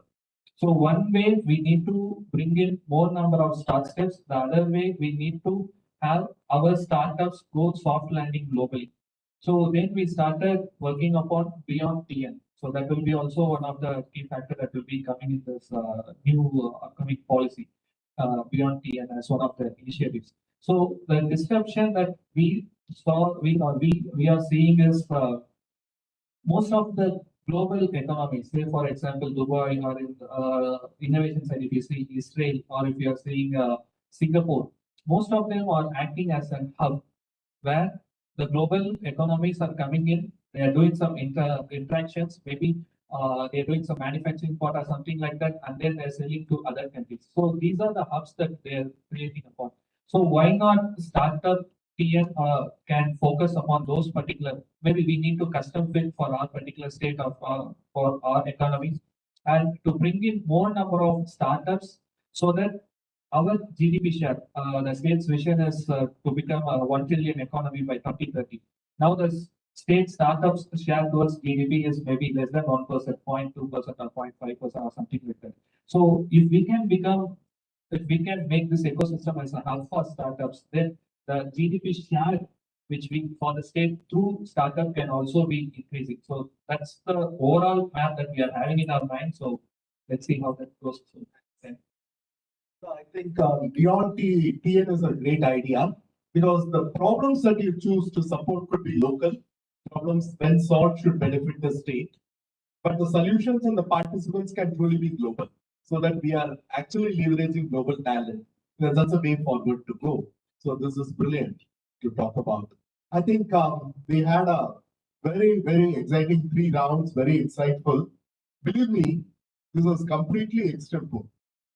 The question that I asked, they started thinking and started sharing the kind of insights. Absolutely 100% extemporary panel discussion.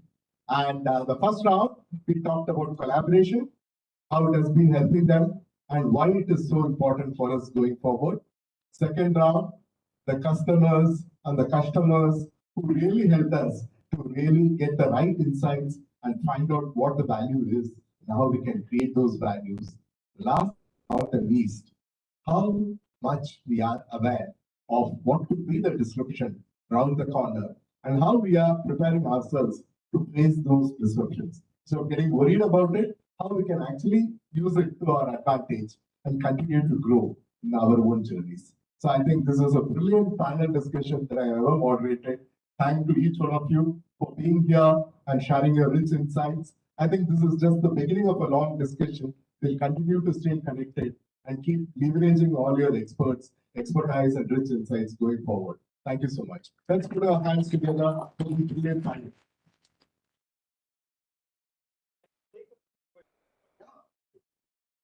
I'm going to give the mic to others. Yeah. I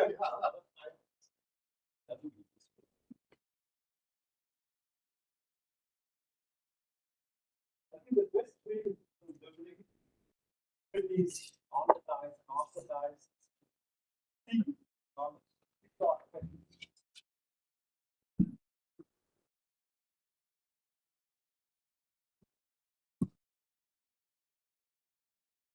Thank you, gentlemen. I'm Surya. I'm from Pure Form Language. Actually, I'm in the can you repeat your organization? I'm actually, we are a startup. We started an organization just in February.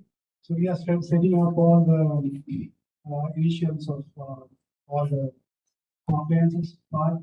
And also we are working with a partnership with other companies to grow. And we are actually into AI generative applications. And we are into software and IT. We have employees actually working with us. Yes, so we are a team of 125. And I just the panel the question answer. All the efforts was really great. And I have few questions there, especially on leveraging, as said by Mr. Dinesh. So he was talking about all the things that was pertaining to the individual EV product. I will just ask a question to the panelists on how you leverage technology, AI technology. How can you give most of it?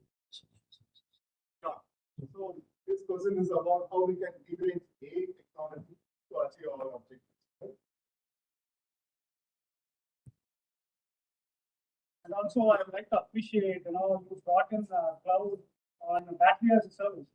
That's a new model. AI cannot be separated from whatever we do as a business as a whole. Fundamentally, when we started our business, the kind of data we started generating the vehicle as well as customer as well as battery is phenomenal. So we started collecting as I'm right today as we talk, we are collecting more than 10 TB or 12 TB of data every month, the new data is keep coming. And of which right now I've kept little leeway on the battery, the time of sync, but the moment I started put it a little closer, the data would grow phenomenally. So the way it is highly impossible for a person to start understanding about this behavior of a vehicle and the battery and the customer, it all has to come together. So we have built an analytics engine, very strong engine, and it's continuously growing. So this talks more about predictability. It tells me about what is the health of the battery could be, which customer is properly making the vehicle, and it gives us also there's a bad word in battery called self-propulsion. Okay, so that's the bad thing which can happen to a battery. So that's like in milliseconds battery can just go off. We have to be very carefully watchful of this thing. So the AI will come there to help us to predict this self-propulsion. So there's a lot more technology, word, litigation, many things are there. So this AI helps me to put a proper predictability of these batteries and these vehicles. Also, in order to use the assets properly. Today, as we said that we are putting so much of assets in there, we never know which is overused and which is less used. These are highly possible for people to manage things. These are all data science. So AI is very important for us to run any show, at least in our segment, which when we started putting business in line, so AI comes very handy for us. And also in India, when we're going to start things around charging stations, stopping stations, all that. AI also comes very closely because we're working with various third party vendors. Not our data, it's a big data. We will try to analyze which is the right spot, which is the right segment where there is any such marketing sites. So, yeah, AI is going along. Anybody else want to add how you are leveraging AI? We'll just hold on. Anybody else want to stop? Quickly about, you think about your phone, right? Calling the phone is in understanding. You do a lot more with your phone now than just make calls, right? Similarly, you're going to be using your automobile for at least an hour or two every day. How can a product that you're going to be spending an hour or two every day with add augment your lifestyle, right? Rather than just take you from point A to point B, right? And I think that is the next theme of things, right? But, shared mobility and all of that is still something that's, debated whether it will come up, whether people really want to share ownership. But what can the vehicle that you're using on a daily basis do is something that we're looking at. Just a quick example is, let's say there are 100 vehicles in Chennai, 100 vehicles in Kashmir, 100 rapid motorcycles running in these two places. The traction, the weather, environment functions here and there are going to be completely different. What we're piloting right now, again, with a very small sample set is, if these 100 vehicles can learn from themselves, improve their algorithms to perform better there. So even if one vehicle is able to figure out how to navigate this terrain or navigate this environment better, the entire hive can get that knowledge, right? So that's something that we're exploring. So that's just the scratch on the surface of what we can do with data. Since there are more questions, we'll take a few more questions. And those of you who want to discuss with them offline, we'll do it right after the panel. So we had here, yeah.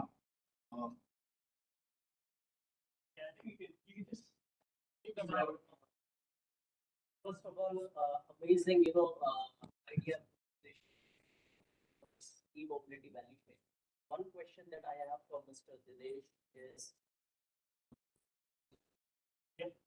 so Dinesh, you told something about as a reverse engineering, you shifted your ideas from more focus about unicorns, unicorns, and also giving mentorship to other startup aspirants.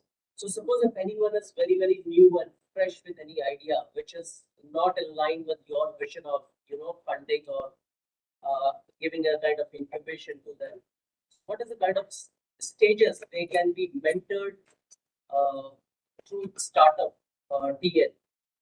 If there are certain basic steps which as a guidance to them to start in this ecosystem, because maybe everyone is not having a work idea which can be like getting a financial support. So how do you mentor them? I wanted to know how is government mentoring them? We tell a lot about mentorship, but how is it actually happening? If suppose someone has a very basic idea. Okay. So last year what we did is through our regional hubs in Erode, Tirunelveli and Madurai. So two things happen. One is through this community circles initiative. So community circles in the sense what we envisage is there will be people who are already doing something for the startup community in each district. Say for example, by the startup community in Coimbatore or Tamilpreneur in Chennai. Similar kind of entrepreneur associations or communities are happening in the south districts as well. Say one is SEAC association something. So what we started doing is we recognized them and brought in as startups community circle.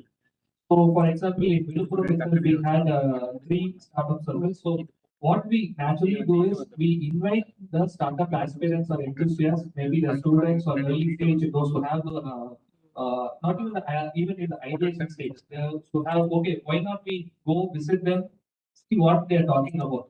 So we had people like them call for hub centers. We started having interactions, and from that, those who are really interested, we started taking them to the next level called Tadai Rodai or Break the Barriers. Again, it is Tadai Rodai is kind of like a institutional awareness program. So from that, we shortlisted few of the ideas. We take them to the next mentoring pitch sessions. Mentoring pitch sessions is kind of like real-time startups pitch to the mentors or investors about their ideas. They get one-on-one, but the audience will be those startup aspirants, so that it got happen. Then from that, we started pulling them into pitch contests or through hackathons. So this is the pipeline we developed. So maybe during that time, they might have some questions like how to set up a company or what is the compliances for whether it is risky to go for a company, or if they have any query on the technical part. So this is how we clarify we structure the program. And I will probably say that without any collaboration or partnership with the stakeholders through this regional hubs alone, we conducted 200 standalone events starting from schools to colleges and mainstream startups. So that's the success factor we saw. Then the government came up and said, okay, you can go for additional 4 hubs. So this year we are launching additional 4 hubs. But this time what we are going to do is we are not going straight to the startup aspirants as in conducting these break the barriers or article of pitch contests. We will be tying up with the pre-incubation centers or incubation centers to run these programs. And because this time, as I said, we are focusing on sectoral thing.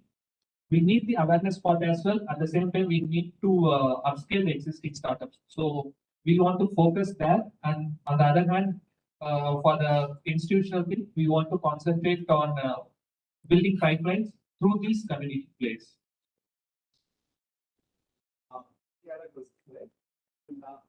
After this, we'll take one more question and we'll wrap up.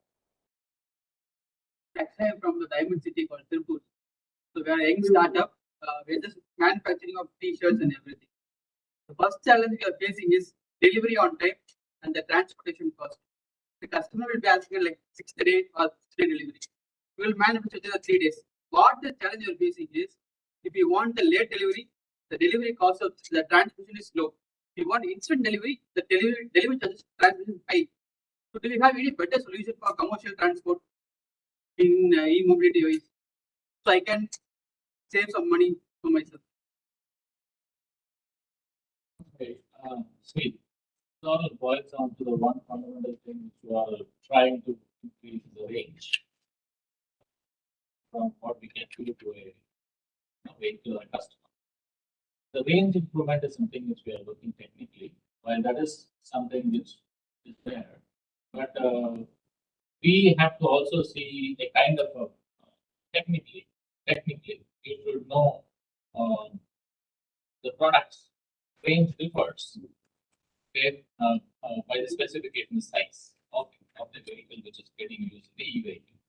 So e-vehicle, if everything is properly designed, and if the proper, I've been working with one of the B2B customer who's plotting this whole software technology is there to plan the road exactly where it can go and where the charges will be. So if everything is in line, so we can save a lot of money in terms of per kilometer cost. So the moment you understand these two things, one is the kind of a vehicle you use to deploy. You do not have to put so much of power of the vehicle to the range will come down. So the optimum power can be discussed with your vendor, and also the route planning can be done properly. Electric mobility by itself, if everything is properly designed, per kilometer cost will come down.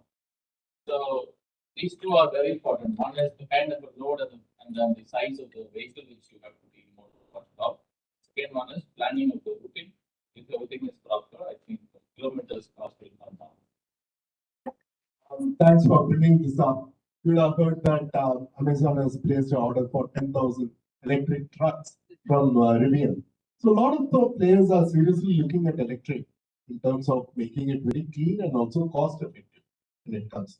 But since you are here in India, you're talking about Tirupur, I would also encourage you to look at multimodal solutions, that some distance you can do by public transportation. The last mile distribution you can do using electric vehicles. I want you to think beyond the conventional and look at what kind of new mix and matches can actually work for you. Other part is the optimization. When it comes to the last mile distribution, you know the traveling salesman problem. So you need to basically optimize how you can minimize the distance and how you can actually minimize the time for delivery and how you can mix and match various distribution centers, the last mile connectivity, all those things. That's where, as you mentioned, AI can actually help you to optimize such a distribution pattern for you. Because it's dynamic, it keeps changing all the time. But these are definitely ways in which one can look at mixing and matching electric with the rest of available other modalities. This is something I will encourage you to do. Yeah. Have you tried Supermarket? Yeah, I mean, for your immediate problem, at least, these guys have some very interesting solutions. My sister's company ships to Supermarket. They have very quick but very cost effective application, which basically uses multiple, right? So they don't ship with one specific vendor. It's not like FedEx or it's not professional courier. They use a series of different transports, which then reduces time, reduces cost. Indian cost reduce money for larger. Let's say bus does overnight, but then bus cannot deliver last month, right? So these guys do that. So your immediate solution can be that. Thank you. One last person before we wrap up the panel discussion. Who wants to go for that? Can be a question, it can be observation that could help us as panelists. Could be anything that you feel could be adding value to the discussion today. Yeah, thanks.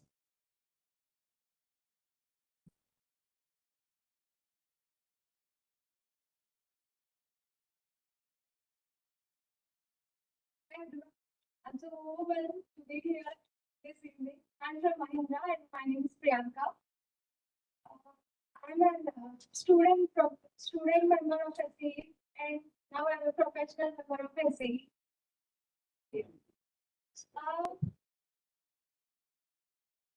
Like what I want to question is like still there are people who are not into the idea of e-mobility. There are some end users, there are a class of end users. So my question is like how you're going to attract that class of end users with your strategies.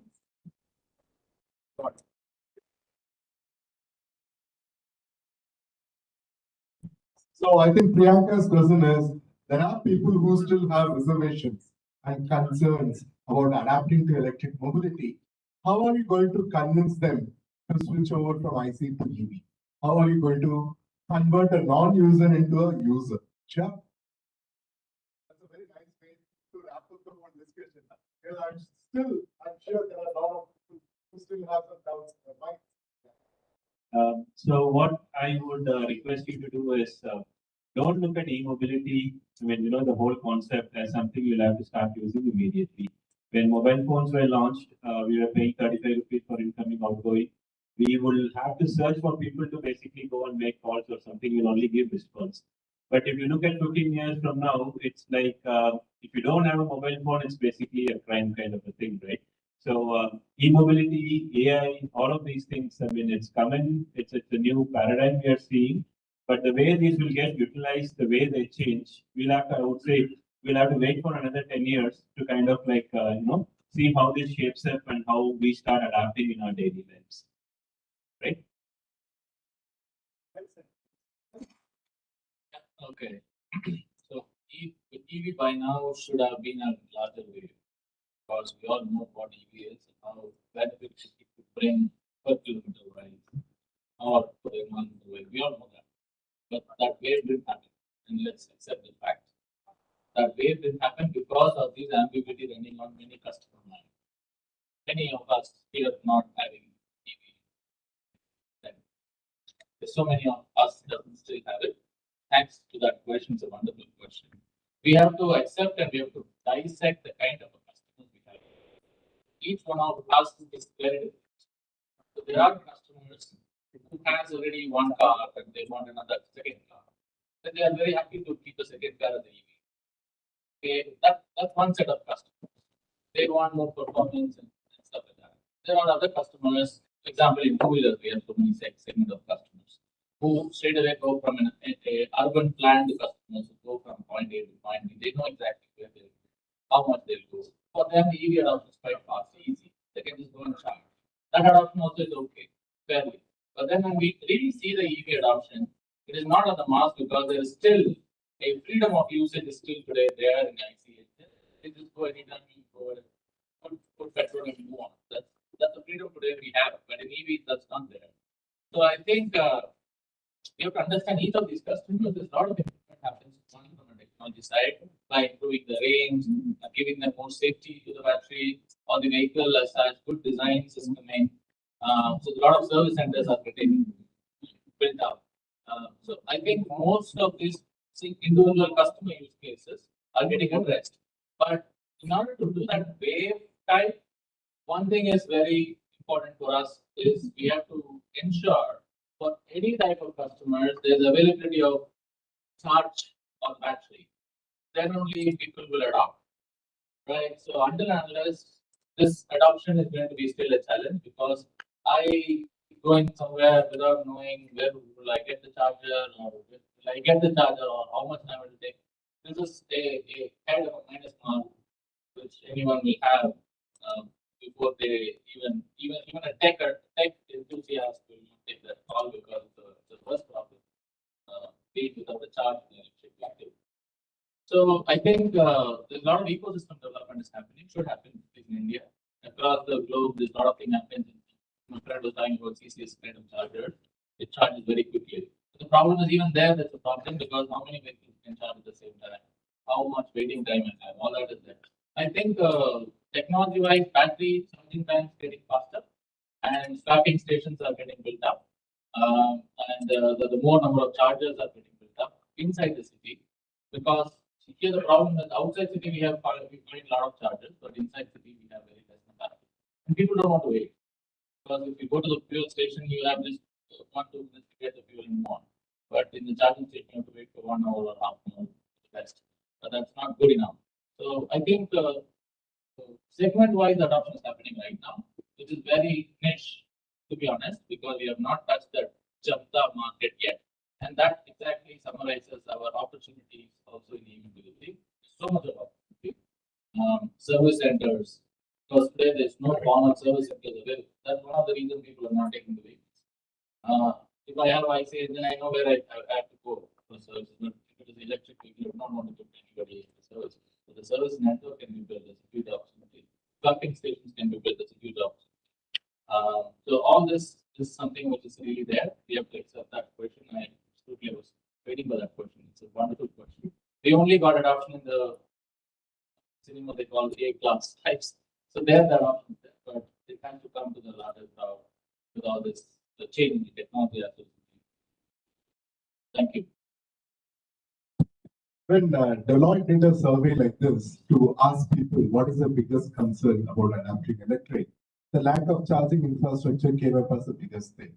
Almost there is 25-30% people across the survey said that there is no charging infrastructure in India, so what is the fun in having electric vehicles? For somebody else, it could be a concern around the battery safety. Somebody else, it could be the cost. Initial cost is high, battery cost is almost 40%. And after 3 years, if the battery goes bad, then I have to again spend 40% more. So does it work for me? For somebody else who's living in a multi-storied apartment, even overnight charging at home could be a challenge. So for different people, the challenges can be at different stages. While buying or while using, somebody said, resale value for EV is low, so I don't want to go for that. So it could even be at the time of disposal. You never know what kind of misconceptions and myths are floating around.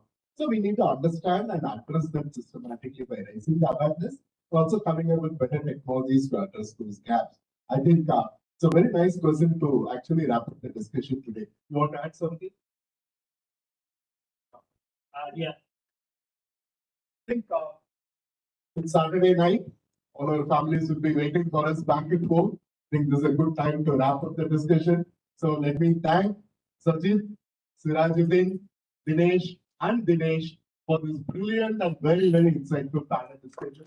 I learned a lot today. I'm sure all of you learned something. And please go ahead and share whatever you picked up today, share it with all your friends and relatives so that the EV awareness really spreads. Thank you so much.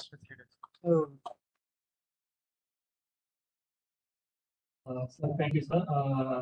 Thank you, Parvez, sir, for giving me this opportunity that I'm very new to the EV and e-mobility space, and it really gave me a lot of insights. And I also would like to, on behalf of State Startup Mission, I would like to congratulate the CIIC team under the leadership of Parvez, sir. Recently, they have been recognized and awarded ESG Rising Star Incubation, the first incubator in India. So it's again a proud moment for as a Tamil Nadu incubator. Thank you. What group picture we want for this start together?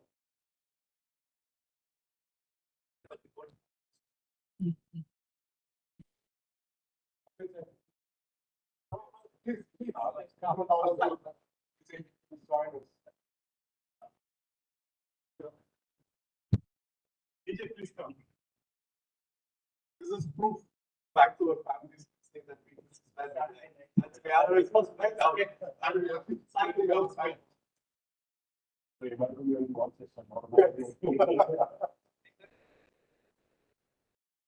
Normally we say one full page same. Let's do that. Can do it every time. 1, 2, 3. And 1, 2, 3. TechHive.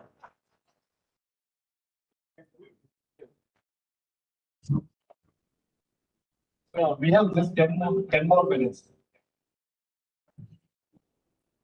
Yeah. Thank you for including panel discussion, Dr. Shakab. Just like you put Mahindra vehicles through multiple levels. You put panelists through multiple levels. So thank you for that. And now we're nearly at the end of the event, and we really have something really fascinating to announce, which is a key initiative by the Government of India, the S20. Yes, the stands for Startup, an official engagement group established under the G20 India Presidency 2023. It acts as a dialogue forum with the global startup ecosystem stakeholders and intends to represent them to raise the concerns and challenges faced by the entrepreneurs with the G20 leaders. And we have a short AV that's going to follow now. So it is request them to play it now.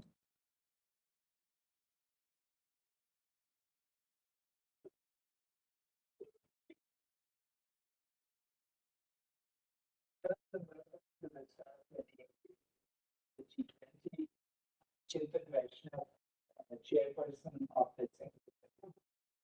This is a new engagement group that has been launched the G20. Effectively, group of organizations represent a startup ecosystem that has more than 50,000 startups and 1,600 unicorns and 20,000 incubators supporting startups and 54,000 investors such as angel investors, venture capitalists, and at the highest level, Startup 20 has two overarching objectives that must be achieved simultaneously. First, to harness the global startup ecosystem in order to facilitate collaboration across these ecosystems. The second, to do so while preserving the freedom of the national ecosystem to develop and they desire simultaneously. Now, before discussing Startup 20, let me how the G20 itself is organized.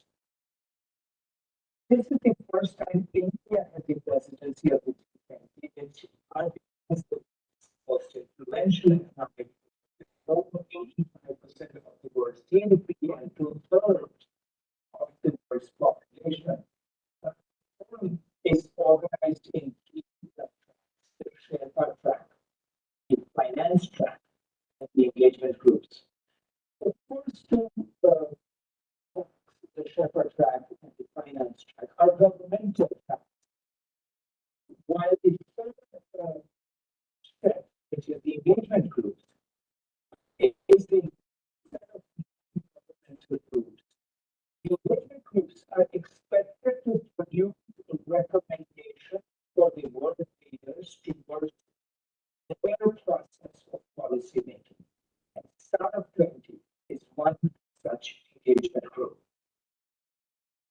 the G20 umbrella this year, Startup 20 is the only new engagement group. This group was proposed by India and has been agreed to by other nations. Startup 20 as a group will, for the first time in the history of G20, produce recommendations related to startups for the leaders this year. Here's how the Startup 20 engagement group is organized. I, Chetan Vaishnav, serve as the chair of this group. I create a secretariat, PhD Chamber of Commerce is the program director, Deloitte is the knowledge partner. Then from the government side, there is a startup input and innovation mission for the core team for Startup 20. The recommendations are developed by the overseas and income task force councils and members. And then there are many other organizations, such as partner organizations like Women and other in-kind partners, and unicorn, official, and prime sponsors of this engagement group. The work of Startup 20 is done through 3 task forces. First, foundation and alliances. Second, finance, and sustainability. Foundation work is focused on the harmonization of startup-related definitions and technologies. Alliances work is focused on setting up institutional mechanisms for the startup ecosystems across G20 nations for alliances. Finance work is focused on enabling the to start G20 nations. Inclusive work is focused on supporting entrepreneurs from marginalized groups as well as inclusion focus, support of the inclusion focused startups. And sustainability work is focused on scaling SDG focused startups. The group expects to produce the following outputs. First, the main deliverable of this group is the policy communique to be submitted to the world leaders. There are 4 other deliverables that will be produced in the process of producing.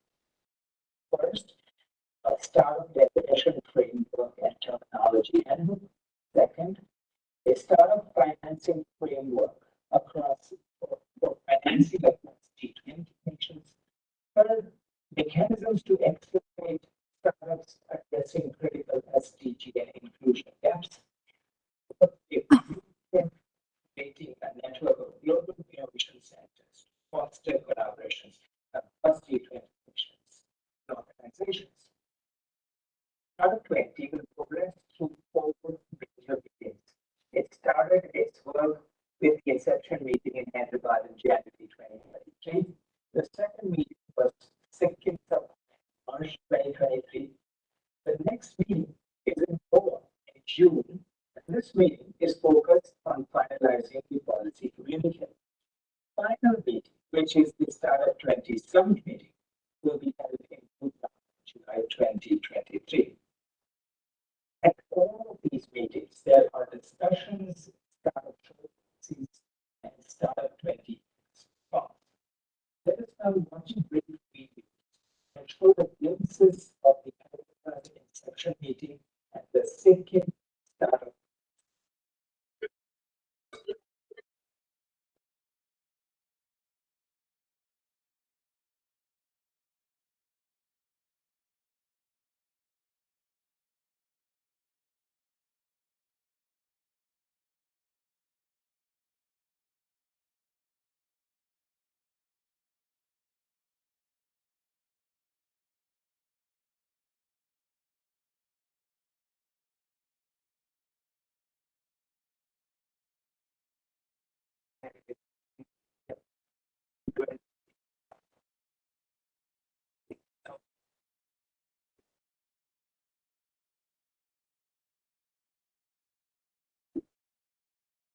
Well, I really enjoyed because we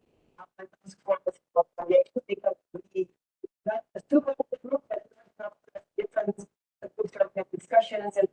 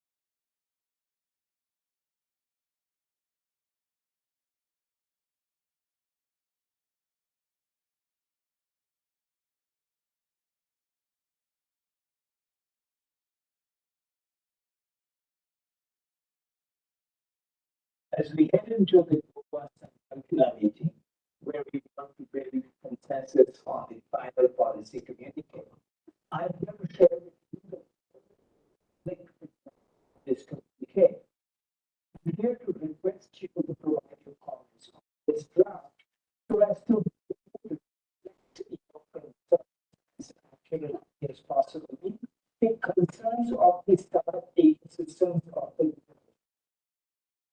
This is important because, as I said earlier, this is the very first time startups and the ecosystems that support them have the opportunity to provide policy recommendations to the world leaders. You can use this. So I will take another 5 minutes time of yours. As we all know that G20, we are the host, our country is the host for this year. And regarding that, we have initiated a new thing which is on the startup 20. So which is from India side, it has been derived. And now India is framing a policy for all the G20 countries on this S20. So in this, we really would like to tell the task force, foundation and alliance, our CEO, sir, Mr. Tanvi Alam is in that alliance member, as well as we have Mr. Chartered Accountant, Mr. Lakshminarayanan, sir, from London. So he's on the finance part. So I would like to invite him to give a 2 minutes speech about the draft, how it has been framed, and what feedbacks we required from the participants. Please come on the stage. So he is representing the Paytm team, so in the finance part, and he is a chartered accountant.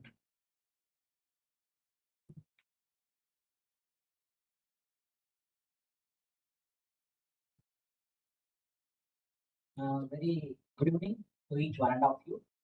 It gives me immense pleasure to be here, and thank you to CICC team. So I got an opportunity to be part of the finance task force.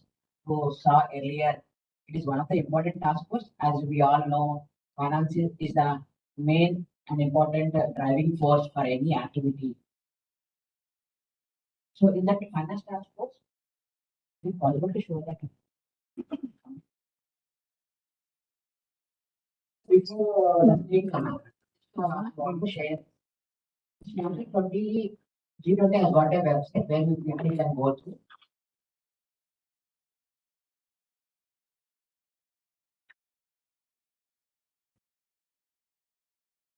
So before starting this forum, they called for online submission of interested people like all of us. So I also participated at that point of time, sharing my interest, the finance task force, and we are divided into different teams. Again, within the finance group, where we are working along with the knowledge partner who is Deloitte India team.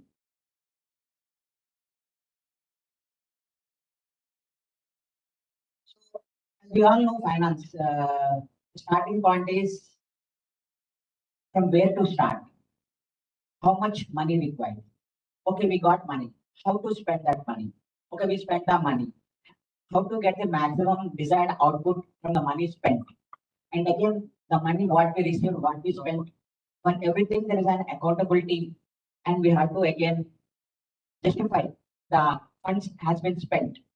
So in that context, we drafted the finance transports related recommendations based on the policy directives. This is the list of inclusive discussions what and all happened as on date. As it is open for public consultation, I request each one of you take some your valuable time, go through each of these objectives and recommendations, where and all you feel there is a kind of contribution from your side, there is a kind of no input or possibly in a better framed discussion. You can submit the same in the coming days. So we have almost like 15 days time, as we heard. So I request each of you to submit accordingly.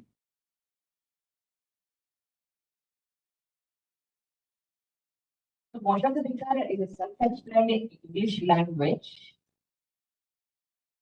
Yes.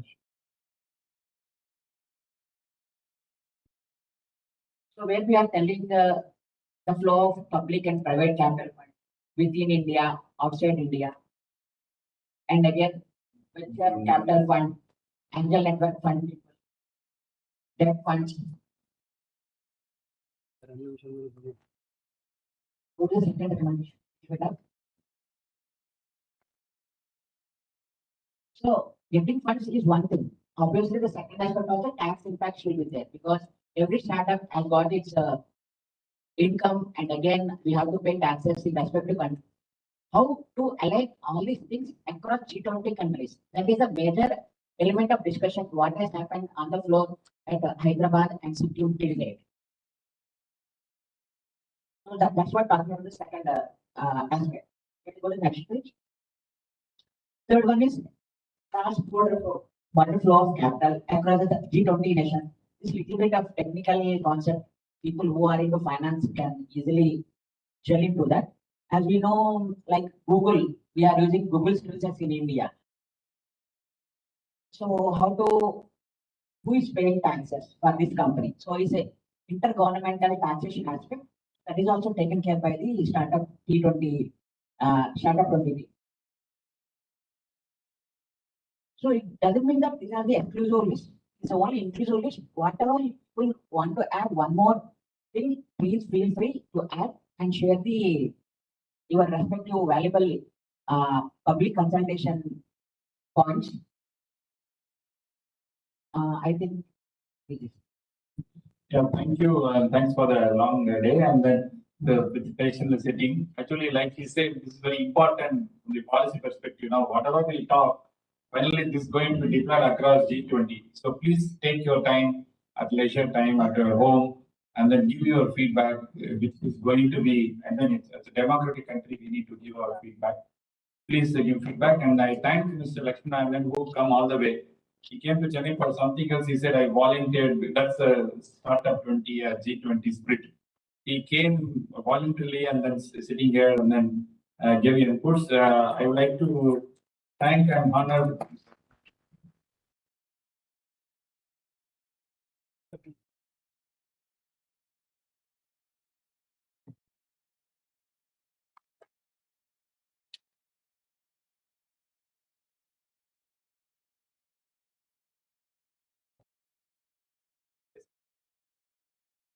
I request everyone to scan this QR code and you can give your feedback on your own. And we are also getting some of the points from our side, from incubation stage, we are training the points. So what are the points? If you have, you can send an email also. So we can consolidate it and we can send it to the team of Status 20.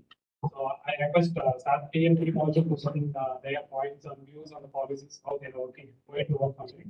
So we can include it. So all the G20 countries will be utilizing this policy to engage all the startups and the points which we have discussed today about the collaboration, what are the needs. So everything will be between these countries and it will be very, very much helpful for the startups. So the policy is good and everything will be good. So we are looking for the better feedback from the real-time user who is going to be in the ground. Thank you so much. Thank you so much.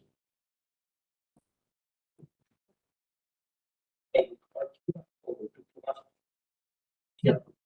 So thank you. I think we've come to the end of the beautiful evening. And to wrap up, with a word of thanks, I invite Mr. Venkatraj K, DDJ Senior, to give the last few words. Normally, it is the boring part. Word of thanks. So, just wanted to make it interesting. You've been sitting in the AC for over 2 years, and 2 hours. I have 8 set of people to thank. When I finish saying, you can stand up and then give a nice round of applause. Deal? Well, okay, and then 6 mentions. Okay. வினை வலியும் தன் வலியும் மாற்றான் வலியும் துணை வலியும் தூக்கிச் செயல் Thirukkural 471. What does it say? It says that if we are able to, if the group of people are able to give it to the right set of people who can get things done, overcoming the obstacles, hindrances, and with the motivation, we have done it. I think this 8 set of people have made this day possible. We want to thank on behalf of SA India, CIIC, and the entire team of CIIC, especially Mr. Parvez Alam. Okay, to stand up also. We want to thank on behalf of SA India, Dr. Shankar Venugopal, for having come to us and given his Desi talk. I think we're all enriched with the Desi feeling now. And I wanted to thank Mr. Dhananjay Muniratham, Secretary SA India, for sharing his thoughts. And I can see the tears when he started mentioning about the allegory. So he spoke from the heart. Thank you, DJ. We wanted to thank Startup TN, especially Mr. Dinesh, for having come here, given the recognition. He said that he's very happy that CIIC has got the rising star. And we all think that Startup TN is the rising star for us. Don't you think so? So, and I wanted to thank all the panelists and speakers, all names included. One round of applause, please.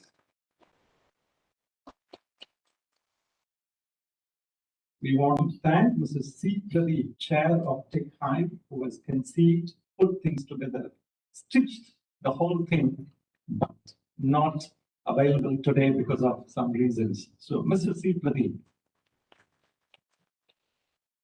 We wanted to thank iTech Organizing Committee, iTech 2023, for conceiving the whole idea of TechHive, DJ Shankar included, and entire team. Thank you, iTech OC. I personally want to thank my team, staff. So please identify yourself. Mr. Vijay Anthony Babu, AD Marketing. Mr. KP Suraj. Mr. Ilan Rowan, who is the mouse behind the cursor. And Mr. Santosh, the young lion, Mr. Khaja Maidani. Thank you to everybody. And I want to thank all of you. One round of applause. Thank you, ladies and gentlemen. Have a good evening.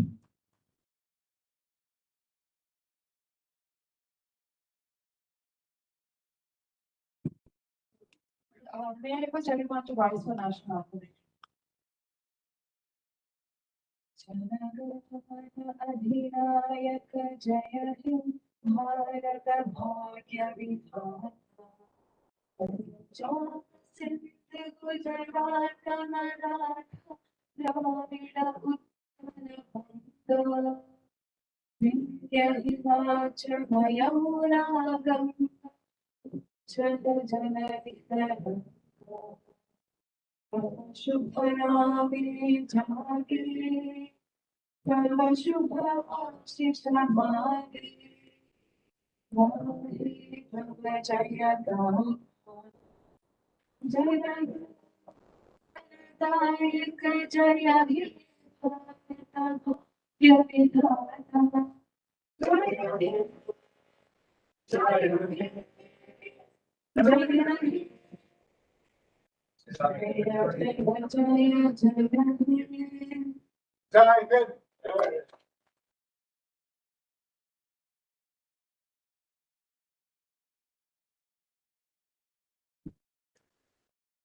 was good.